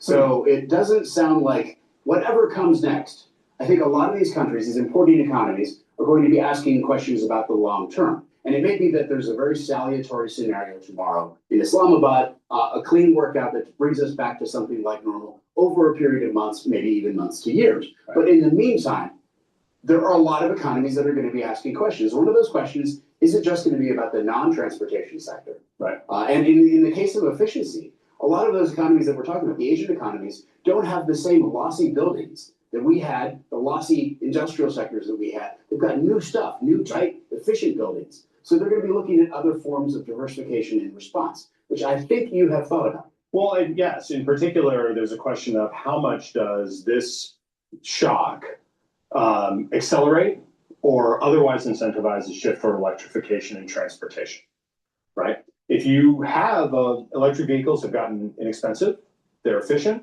a lot of consumers prefer them. You're reading anecdotes over the last few weeks of BYD dealerships in the Philippines and Australia with lines out the door. The question is, of course, how do you turn anecdote into analysis? And I think one of the questions that I've gotten from folks here in Washington, our politicians are talking about, freedom barrels. We forgot completely about the freedom barrels. Right, two quick observations before we jump into that. This is what happens when we do this on the fly. We say it's live. It's live. Yep. So the big note that we sort of heard about a lot was that U.S. petroleum exports are up. Right. Well, U.S. petroleum exports have the virtue of not being constrained by choke points. And the question we'll be wondering about the data, not just for the refined products barrels, but also for the crude oil barrels, is if they're up because of this crisis, if we can attribute it, and I mean, because after all, they've been rising. The last year, they were pretty high, but week on week, looking at EIA data. But on a net export basis, we've been absolutely shipping out a lot of refined petroleum, a lot of crude oil. And that means that one of those diversification options may be to look more at the United States. And then the second thing, sort of in relation to markers of scarcity and questions about what these importing economies are going to think, is that something very unusual happened this month when Saudi Arabia put out their official selling prices for Arab Light to different destination markets. These prices are expressed as deltas to underlying benchmark barrels. So these are not absolute oil prices, but the relative surcharge applied to those prices, sometimes negative relative to the benchmark, other times positive. We're looking at $20 plus positive to several different markets. You're talking about something that is hovers around zero, might be $5 or $6, is now $25. $25 for delivery in May, right? So this is at the beginning of April, fixing the price for the deliveries in May. And this is a marker of what those constrained barrels look like in terms of a physical scarcity. Last time we did an episode, we looked at spot prices in the Persian Gulf. Now we're looking at this very specific official selling price relative to. So this is what people actually have to have. This is important because of this surcharge, if you want to call it that. $20, $30, depending on the region it's going to. So Asia, you have a $28 premium. Oh, I'm sorry. Asia has a $20 premium. Europe has a $28 premium, and US has a $15 premium. Now, this is based on Brent. Now, so if Brent crude is trading at 100, then it's getting shipped to Europe, it's going to be at $128.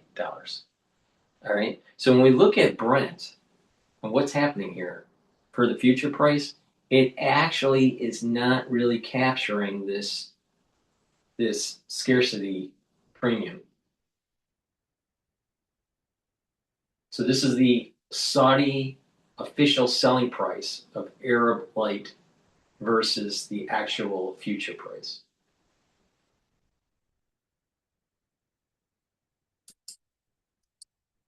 So the question is how long will this scarcity premium last? Because if it lasts, then it will eventually trickle into other markets and there's going to be inflation. So if this is elevated for a long time, months or a year, then it's definitely going to be an inflationary problem worldwide, including the United States. If this drastically comes down within a few weeks, then there's not going to be much of a change in the world economy. There's going to be an effect, but it's going to be somewhat muted and quote transitory.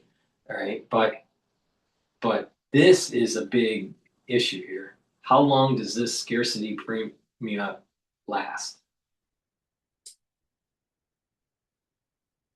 When we talk about the difference between financial markets or paper markets and physical markets, this is one of the key ways of tracking that difference. And so this is why some of those importing economies are going to be thinking about Electric vehicles. Discussing if only there were a slide about electric vehicles. Yeah, I mean, Kevin, here's the big question. We all know EVs are entering the market. They're changing market dynamics. What we're showing here is the IEA's estimate of how much oil consumption has been displaced by new EVs joining the transportation fleet.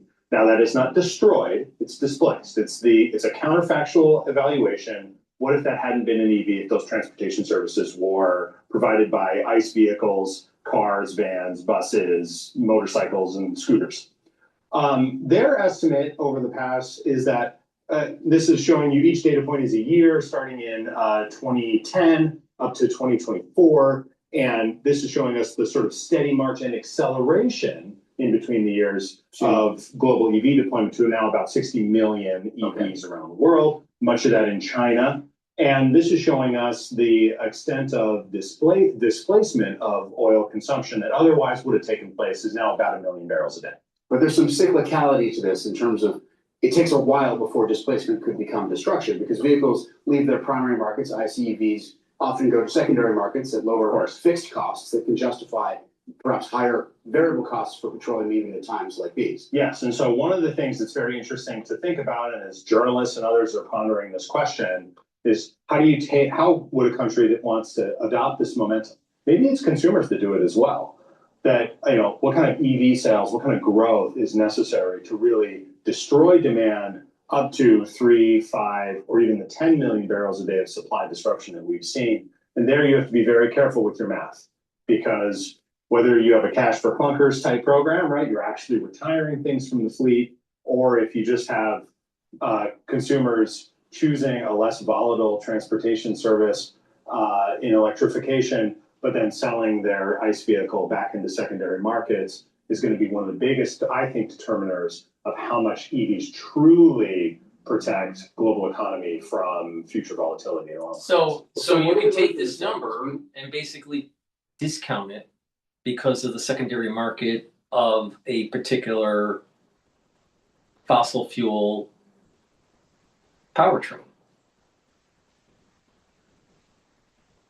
So instead of saying 1 million barrels that are displaced, it's probably only 500,000. So if it's only 500,000 barrels displaced, truly displaced, then even if it's 1 million barrels displaced, it's not really that big of a deal. Because think about, just in the Strait, there were 14 million barrels going through the Strait a day, right? And this is 1 million barrels. So, 500,000 barrels a day that are displaced. Is it per day? Per day, yeah. 1 million barrels per day. All right, so they're saying without having a discount of the secondary market with these vehicles, it's approximately 1 million barrels per day that's displaced. So it's approximately 1/14 of what is going through the Strait. What goes through the Strait is approximately 20% of the actual flow of the world of oil per day. So if it's really only half of that because of secondary market, you only have 500,000 barrels that are being displaced per day. So it's not that much. And even if they are 100% right on this and there's no secondary market, which that's not the case, then it's still not that much. Because think about it, it's literally only one, let's say, 1/14. It's 7% of the daily flow of the Strait. And that daily flow through the Strait is 20% of the flow in the world. So it's not that much of a displacement. So EVs, even though there's been many societies and many areas of the country that have adoption of this, it's not displacing that much. But not just that.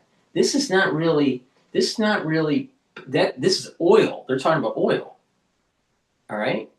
But for your EV in the United States, most of the electrification to charge it is coming from coal or natural gas burning. So you still have natural gas or coal usage. So your EV technically is still burning fossil fuel indirectly because that's where it's getting its energy. Now, some places may get their energy through nuclear. Some places may get it through hydroelectric. Some places may even get it through solar, either distributed or decentralized solar. Because some people have solar panels on their home and they charge their vehicle at home, but not many people do that. So the average person in the United States most likely is charging their EV through natural gas or fossil fuel plants.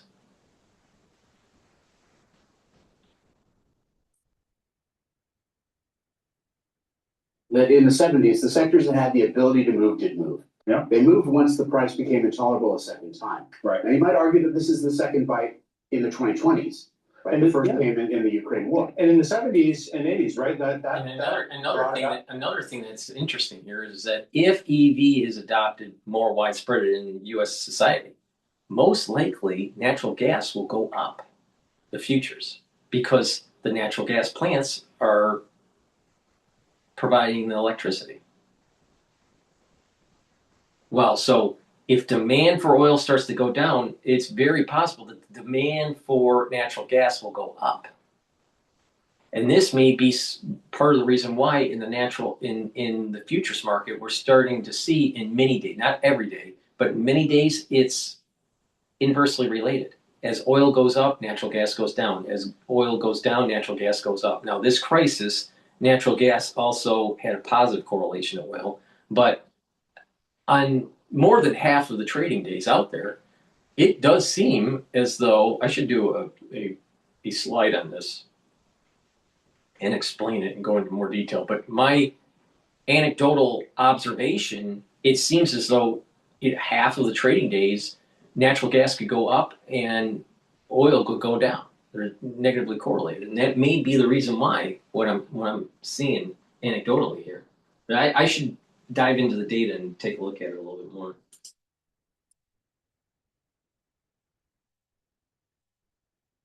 Oh, come on. Oh, why is it dying there? Oh, there we go. Of the small, efficient Japanese car. And there was an efficiency gain that we saw in U.S. transportation. You saw price-sensitive consumers choosing those vehicles that threaten and put the American auto industry into crisis. But as markets kind of settled out, engines got more efficient. People moved back to large cars, SUVs, and now we've got the fleet we are today. And we've got a higher level of consumption of petroleum than we ever had before in transportation services. Well, the EPA's annual vehicle report shows, among other things, some of those efficiency gains have translated into making vehicles faster. Bigger vehicles become faster with more horsepower. So we are consuming some of that efficiency. The reality, politically speaking, is that it's hard for American politicians to get reelected putting large people into small cars. And 15 years of small cars on American roads were not that popular. My first car was a Honda Civic. Yeah. I drive an SUV now, and I like it much better. Cool. And I do think, and on this question of our country's now going to favor EVs, our consumers going to favor EVs, the markets to watch are where you're adding vehicles, not necessarily where in a country like the US where transportation services are widely available. The developing economies in Asia, Southeast Asia, whether they choose electrification, never really adopt ICE vehicles to the extent that we have, probably a stronger determinant of how much EVs displace oil demand in the near term than what American consumers do. So before I get to what we're looking at next, I'm going to dare to make a prediction in summation. I want to hear It it. sounds like what you're saying is that because there has been a second bite, and because these importing economies are asking, what can we do to make sure this never happens again? We are likely to see those diversification responses, those policy responses are probably coming if this ends tomorrow. Yeah. But my question is, what are you watching starting with tomorrow? Starting with tomorrow, I'm watching whether or not the ceasefire is real. Whether or not the alignment of incentives for Iran, the United States, Israel, players in the Gulf, will bring us toward a settlement where you can resume something that looks like normal commerce. Very far from that today, I suspect. And you're already hearing profound disagreements over what are the terms of negotiation as it relates to the opening of the strait, the highly enriched uranium and its status in Iran or outside Iran. And so I'm watching this weekend whether or not some of that is resolved. I don't know what Iranian leadership is thinking.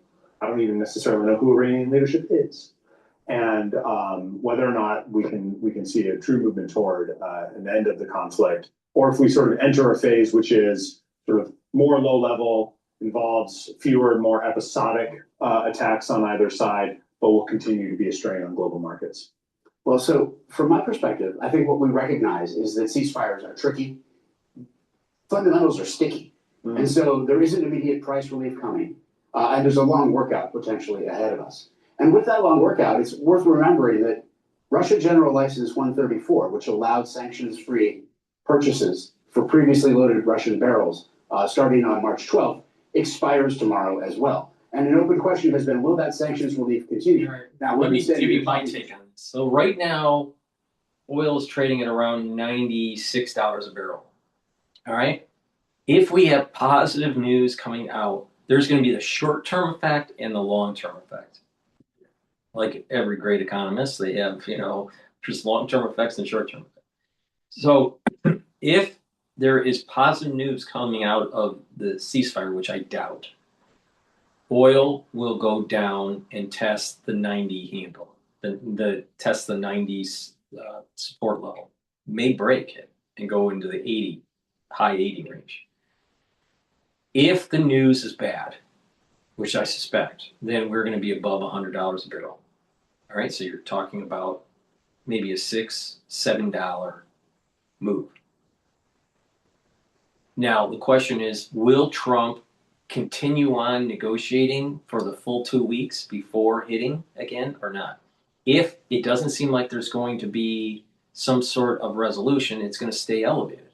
If they're seeing, and I suspect that the administration is going to jawbone the news, this price in the short run is going to fluctuate from $102 down to $98 or $97 and then come back up over these negotiation days. But if we end up having to hit them again, then we're talking about elevated oil.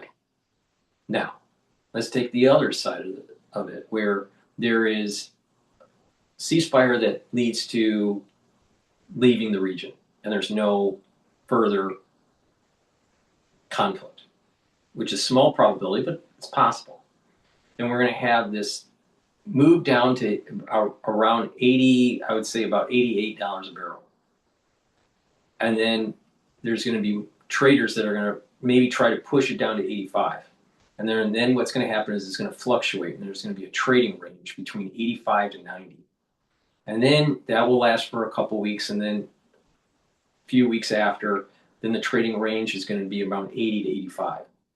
And that's going to last for a few weeks. And then the trading range is going to be at around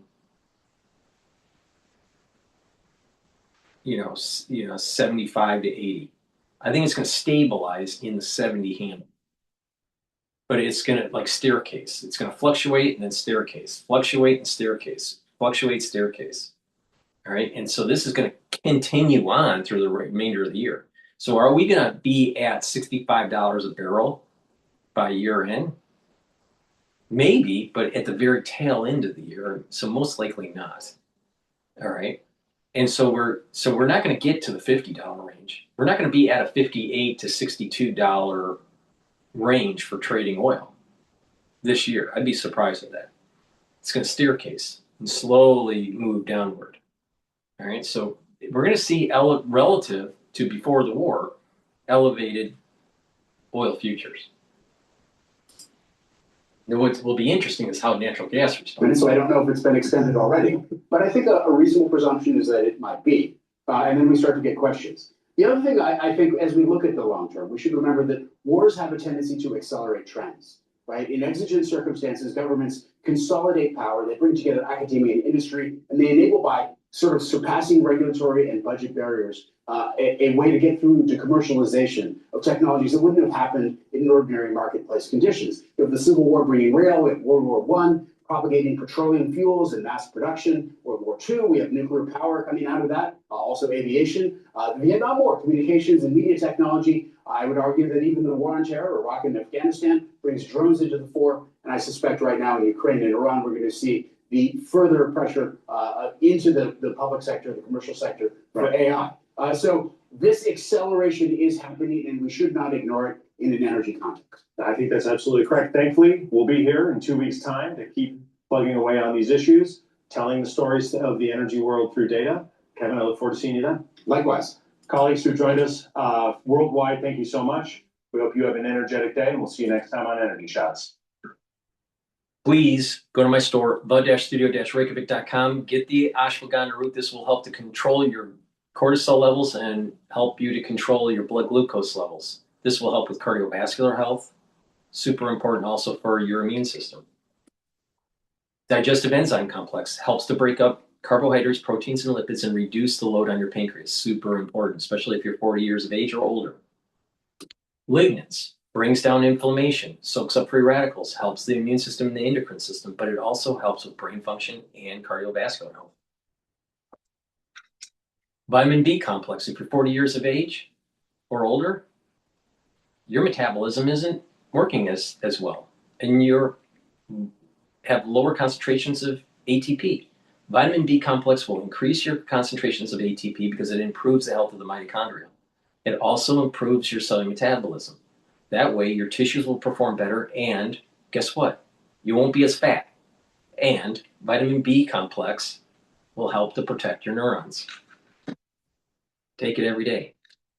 Resveratrol helps with youthful gene expression, helps to get rid of senescent cells, helps to soak up free radicals, and helps the health of your mitochondria so you have more energy. It also helps the basal layer of your skin, so your skin health is improved. This stacks really well with C60 and Boomer Boost.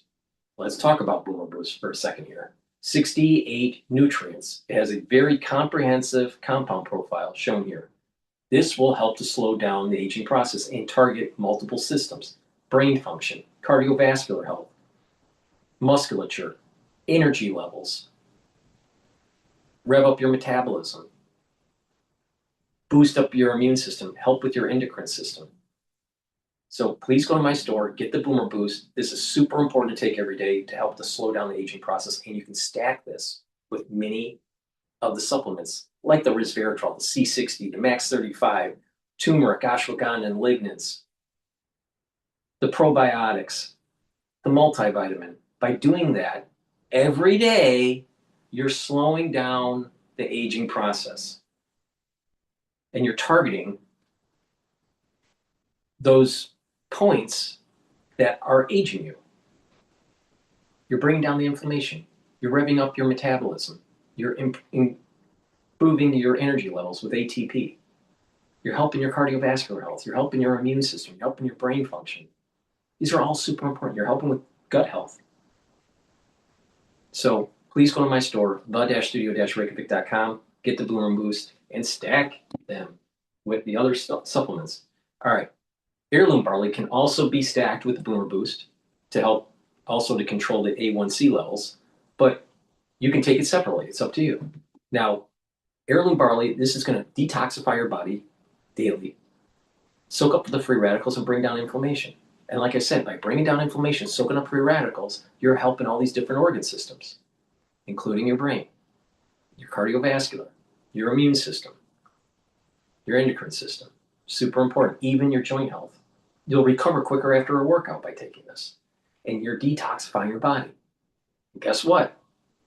If you have a lot of toxins in your body because of the environment or because you're eating foods that are overprocessed, your body will age faster.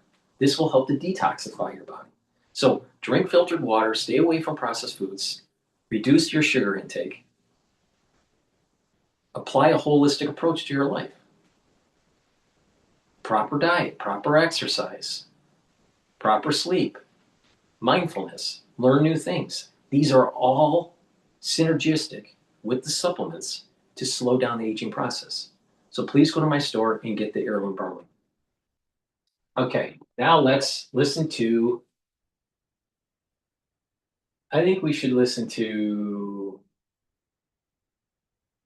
I'm debating. Should we listen to CNN's retired generals? Or should we go to something else? I'm looking to see if there's some breaking news about what's going on in Pakistan.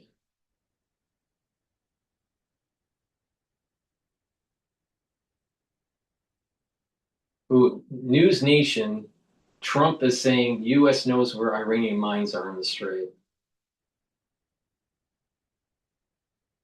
Or should we go to Mamdani?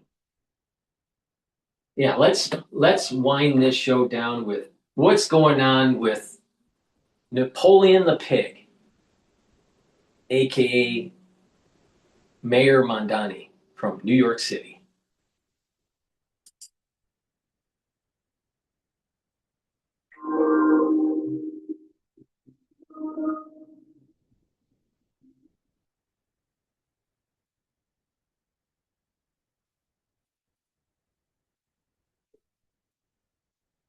New York City Mayor Zoran Mamdani suggested his plan of making buses free throughout the city may take a while to implement. In an interview with Politico, the mayor agreed promise of free bus fare, something he will most likely not be able to achieve until next year.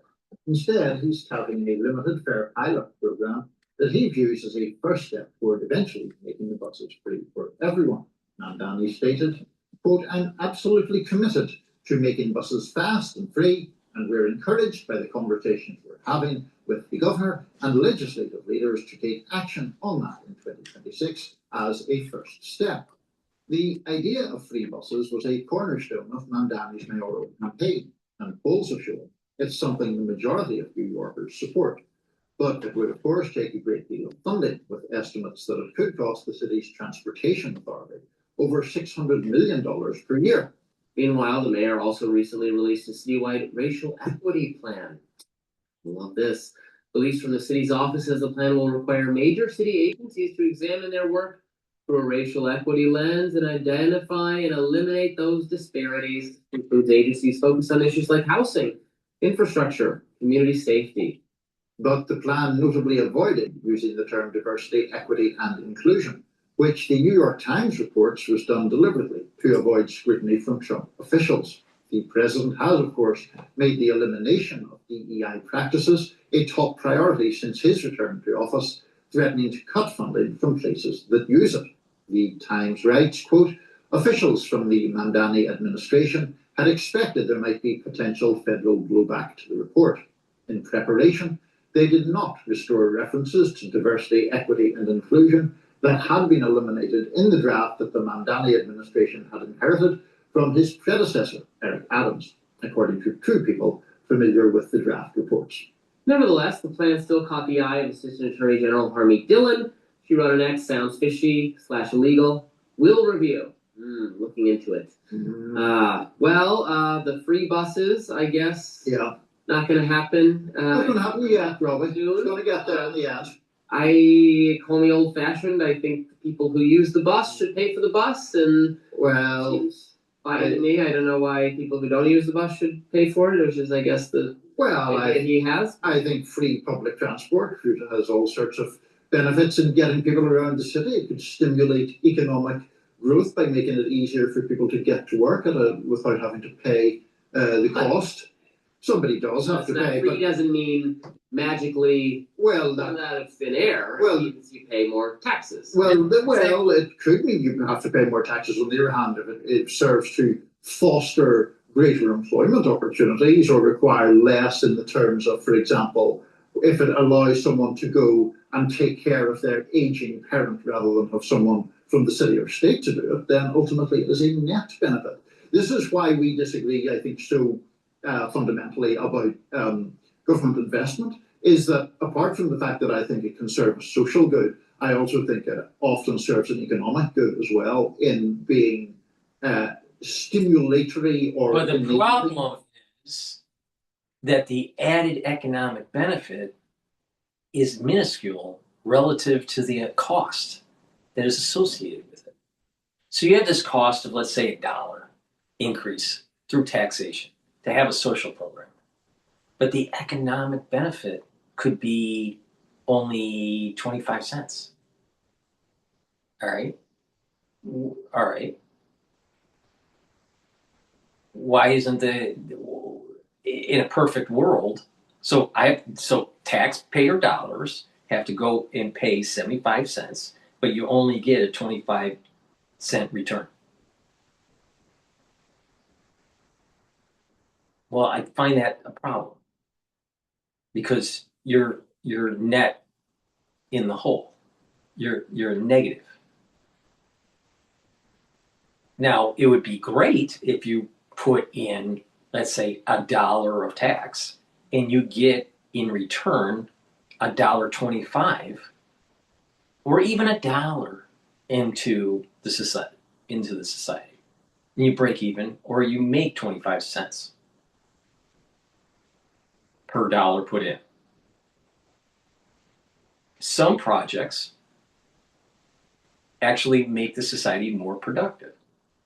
If it's making the society more productive, then you are getting a positive return. But if you are putting in to social programs and you're getting a negative return, you shouldn't have the social programs.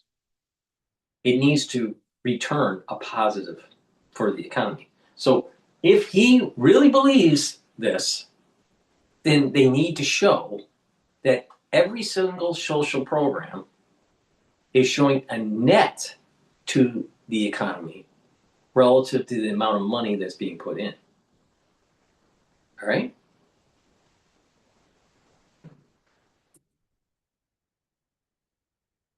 Or to be in employment.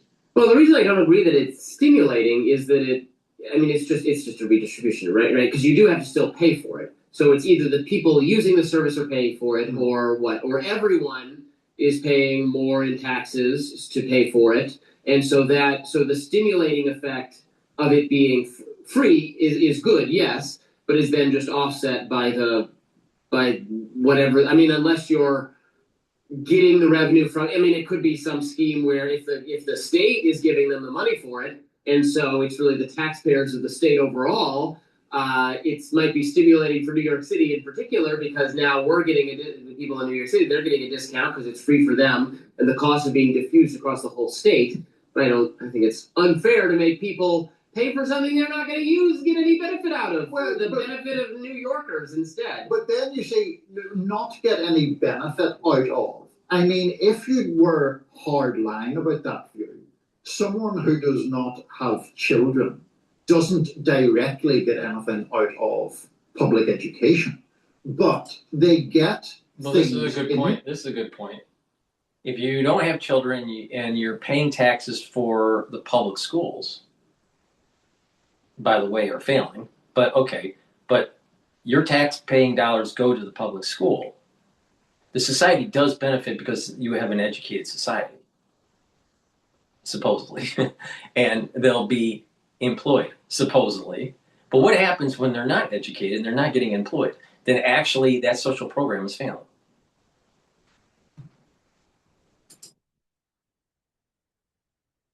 Directly out of public education, namely an educated populace who can do jobs and aren't ultimately becoming wards of the state, or who aren't suffering from all of the other things that go from ignorance. Now, I don't think, even though I always enjoy your libertarian views, I don't think you would exempt childless adults from paying taxes to fund schools. Would you, on the basis that they don't have children? I am generally for moving toward people paying for things that they get the benefit of, and not having to pay for things they don't get the benefit of. Right, but do you not think that not having a public education program at all is too radical a proposal to have any, and so there's not really any point to proposing it. I certainly would prefer education be administered privately. It still be publicly funded, but administered privately. That's a less radical proposal, but probably the best I can do right now. But no, I think people should. I think government's core function is to provide military, police, and court systems, and the firefighters and those things got to be. Obviously, yes, some public transportation as well has to be handled by the government. Some disease mitigation, there's some not core function of government. The government still does, it's fine, but asking other people to pay for it if they're not going to benefit from it, and in the stimulus effect, this government is always coming up with, like, I remember in Michigan trying to do this, right? Let's have a film industry in Michigan. We want people to make movies. That'll be good for the economy. It would be good for the economy if they make movies in Michigan. You hire actors and directors and electricians and everything. But the way they got them to do that is they created a film incentive, tax incentive program where it was basically just a direct cash payment to films that were going to be made in Michigan, paid for by raising taxes on other business owners, taxi drivers. It's like, well, yes, there's some benefit, but why should you pay for this benefit that kind of everyone gets? You know what I mean? At some point, it's just a transfer. If the market is not supplying it of its own demand, government can come in and weight the scales in some other way that this industry or this sector will benefit, and that will be good for everyone.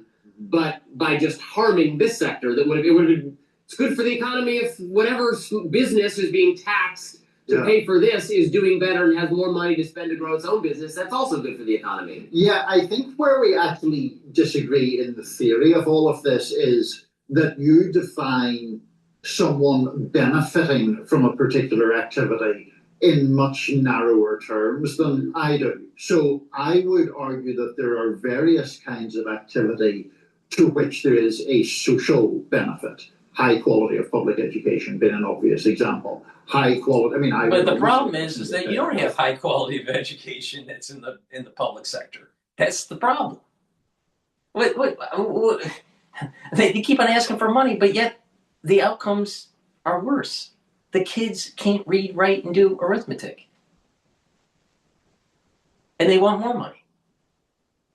No, they should not get more money. They need to improve their outcomes. This is why people don't want to put their kids in public schools. They want to put them in private schools. Private schools, you'll produce a smarter kid. You put them in a public school, guess what? If you don't live in a really good school district, you're not going to have an educated kid. You're going to have a lower educated kid, unfortunately. So what's happening is that social programs, they may mean well, they may actually be effective at the very beginning, and then all of a sudden there is this erosion of effectiveness. They need more money. It becomes bureaucratic, and then all of a sudden the outcomes are terrible. System if it were up to me, because I think there are all kinds of corollary benefits to not having people driven into bankruptcy through medical bills and having access to medical care that is fast and efficient. Well, let's think about this. With medicine, more people there needs to be more research dollars, and there needs to be more money for Medicare and Medicaid and all this stuff. All right?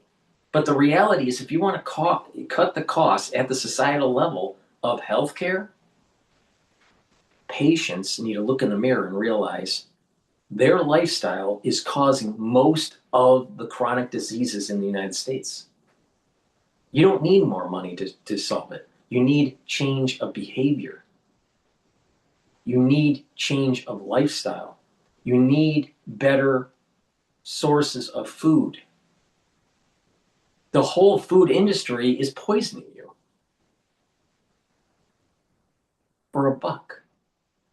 But then you have all these problems, and then all of a sudden you have to go to the government and say, we need more money for funding. We need more money for insurance and all this stuff. No, look in the mirror. Most people that have heart disease is because of your own damn fault. Most people that have diabetes because it's your own damn fault. Most people that have chronic illness, in most cases in the United States, it's because of your own damn fault.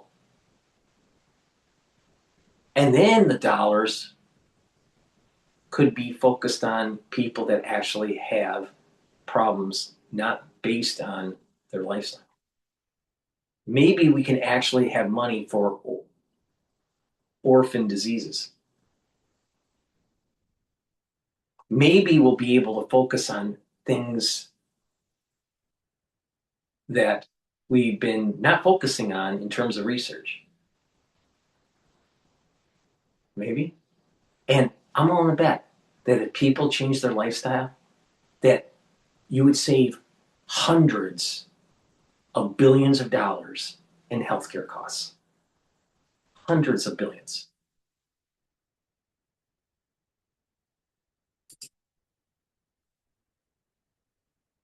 And it is, I don't think, true to say that the only person who benefits if there were a good single-payer healthcare system is the person who is ill on that particular day. There is a benefit. It's not that there's no benefit. There's certainly a benefit, but again, because everything costs money, so there also would have been a benefit to whatever else the money would have been spent on. Right? There's a benefit to the society. Maybe there's a benefit to society for people to take ownership of their own health.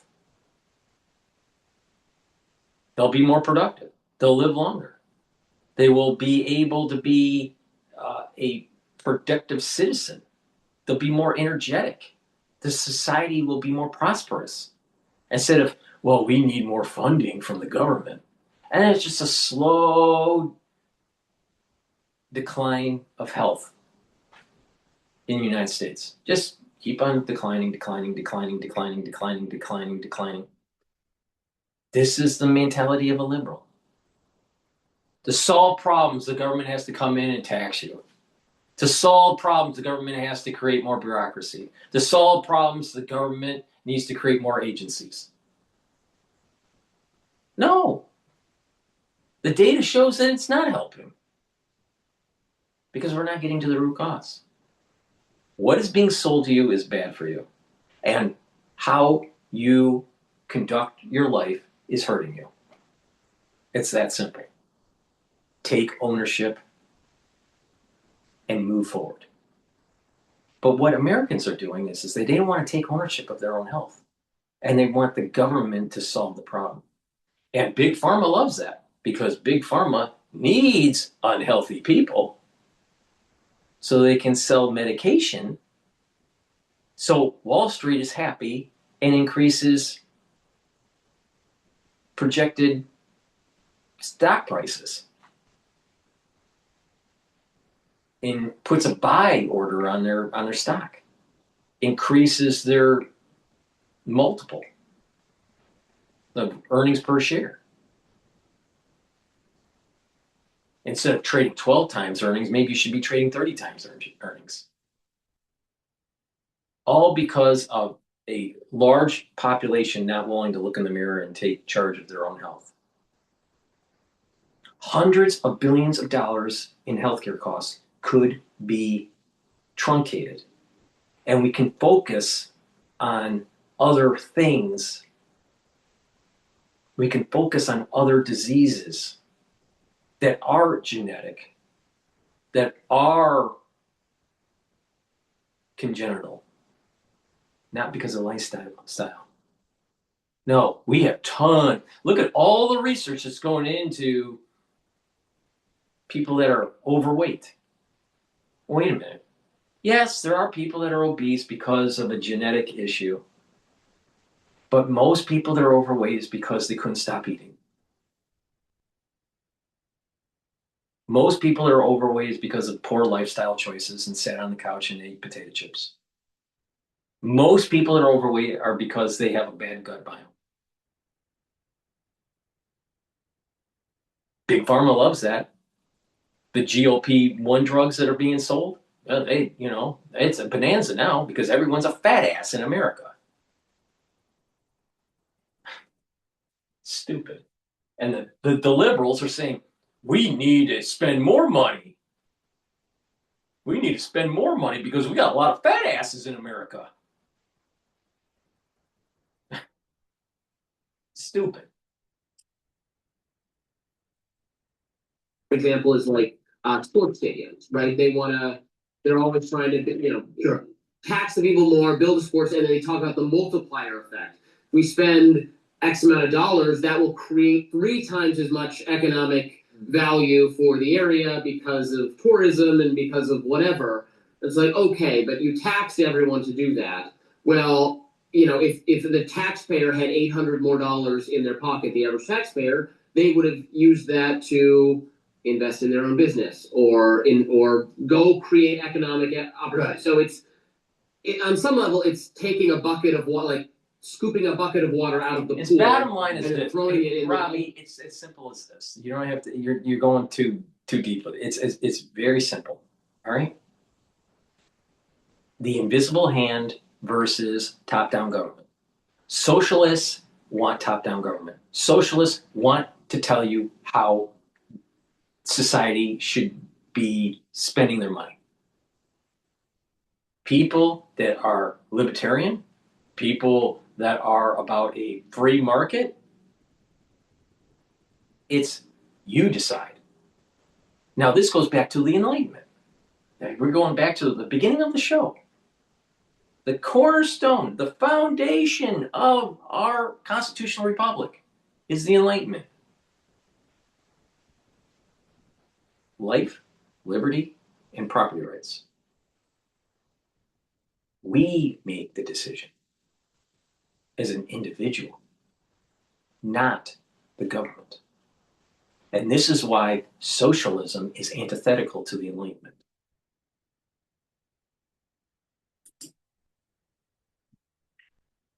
To the pool and saying, I'm making the pool bigger. Like, it's all from the same pool of money. It's you have to pretend that the government directing it is somehow having some almost magic multiplier effect on how much economic activity it's generating, that the market itself, which coordinates people's interests much more effectively than any central authority would on its own. But I mean, I guess I do take that point, but I also think that it kind of glosses over the fact that if you are, as a politician or another official in charge of public funds, there are judicious and unjudicious ways you can use those public funds, right? You can put them into all sorts of scams or schemes or whatever that go nowhere, or you can utilize them to fund services that are beneficial to people. In Mamdani's case, for example, one of his things is to have free, I know you don't like the word free, but free at the point of use childcare for, I think it's now going to be 2-year-olds and upwards. Now, you do that, if you do it effectively, then that frees the parent or guardian of that 2-year-old to work in a way that they couldn't otherwise do. That generates tax revenue, that generates all other kinds of economic activity, and it at least has the potential to serve a social good while doing it. Right. But what about going back to the olden days where the grandmother took care of the kid?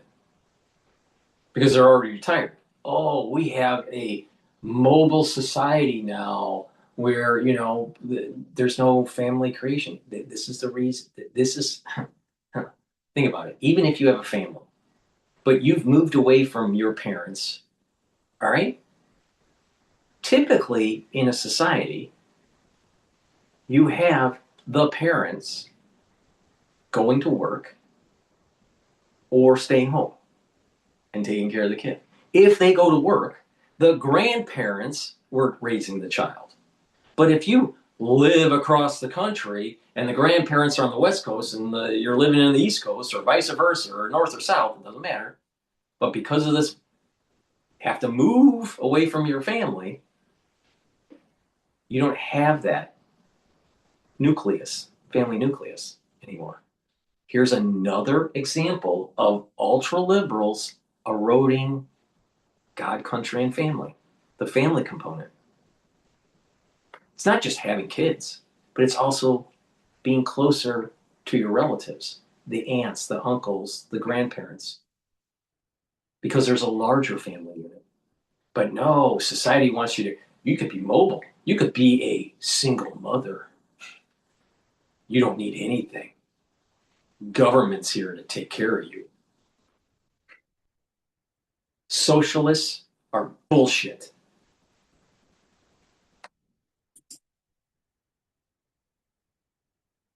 For that, who's not getting that benefit, has to foreclose whatever. Maybe they were going to open another location in their business, or maybe they were just going to take their family to Disney World for the weekend or whatever, for a vacation. Maybe you pull back because you had to spend a little bit more. So what I'm saying is these are all trade-offs. These are because we're not conjuring money out of thin air. So we're always, the money's going to come from someone. And, maybe New York City's full of left-leaning liberal people, so maybe they want the wealthiest in their society are going to pay a little bit more, so There can be free bus fare, and they're okay with that up until a point, they think.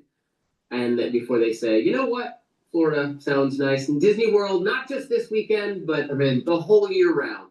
This idea, this is actually one of the, we were talking about AI yesterday. This is one of the few things I actually consulted AI on, which is what the evidence is of that thing, that people move away. It's very mixed evidence. You think so? Well, that's what Claude That's says. what Claude says? So, you know, it must be true with that basis.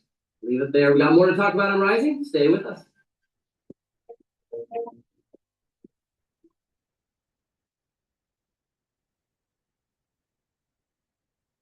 All righty. Rare earth elements. Please go to my store, the-studio-reykjavik.com. Get the collagen. This will help to remodel your joints, help to rebuild that cartilage, help to cushion the joint, also reduce pain, reduce inflammation, and reduce the erosion of the joint. Take this every day if you have arthritis or a sports injury. Probiotics. You can get it in the veggie cap version or the powdered version that I have on my store. A good gut biome will improve your skin. It will improve your brain function. It will improve your immune system, your metabolism, reduce the chances of getting allergies. Also, you'll be able to absorb your nutrients better. You'll sleep better. Please go to my store and get the probiotics, either the veggie cap version or the powdered version. C60, very powerful anti-aging, antioxidant. It's 1,000 times stronger than vitamin C. Now, why is it 1,000 times stronger than vitamin C? The molecule C60, 60 carbons, they can absorb multiple free radicals and recharge because of the way the electron transport, the electron cloud around the molecule is. Okay, so by soaking up free radicals, it's improving the electron transport chain within your mitochondria, so you're producing more ATP. Because when you have high stress and a lot of oxidants that are taking place in the cell, it causes damage to your mitochondria. You want to stop that because that's how you age. Aging is rusting, and through that rusting effect, that's oxidants building up, free radicals building up. This is going to soak up the free radicals. It's going to stop the rusting of age. All right? So you can get it in an MCT coconut oil, avocado oil, or extra virgin olive oil. Take a teaspoon a day every day. And when you do that, you are going to slow down the aging process and improve your skin. It's improving the basal layer. It's also improving your cardiovascular health. It's helping your brain function. It's boosting up your immune system, your endocrine system. Why? Because you're bringing down the free radicals. You're bringing down stress in your organ systems. You're bringing down that inflammation. So please go to my store, get the C60. You'll feel the effects of this within 2 months if you're taking it every day. And what you're going to do is you're going to notice that you have more energy, and then your systems and your endocrine system, they're all are going to get into homeostasis. You're going to start feeling better. You're going to have more vitality. And over a year period, you will look younger. I've been taking this, a teaspoon a day, every day, since 2016. All right? It works, and it stacks really well with a lot of the supplements that I have.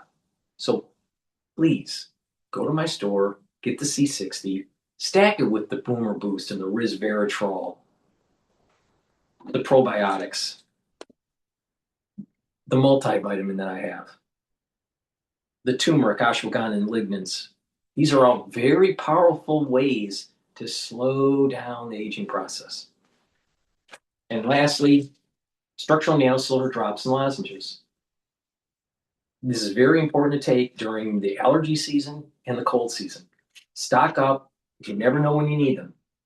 It will help to neutralize and create a barrier to protect your oral pharynx. Super important. You can get it in cherry flavor, blueberry, honey and lemon, orange splash, and manuka honey.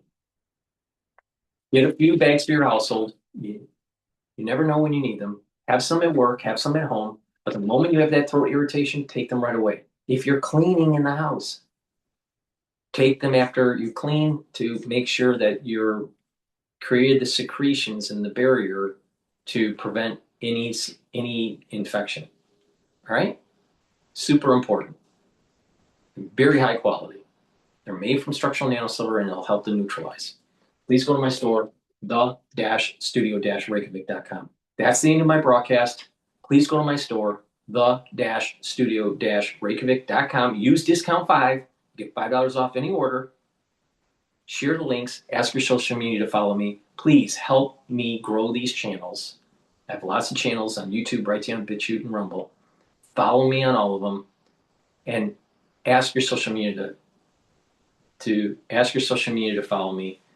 Help grow the channel. It's really important that I get to explain on how to improve your health.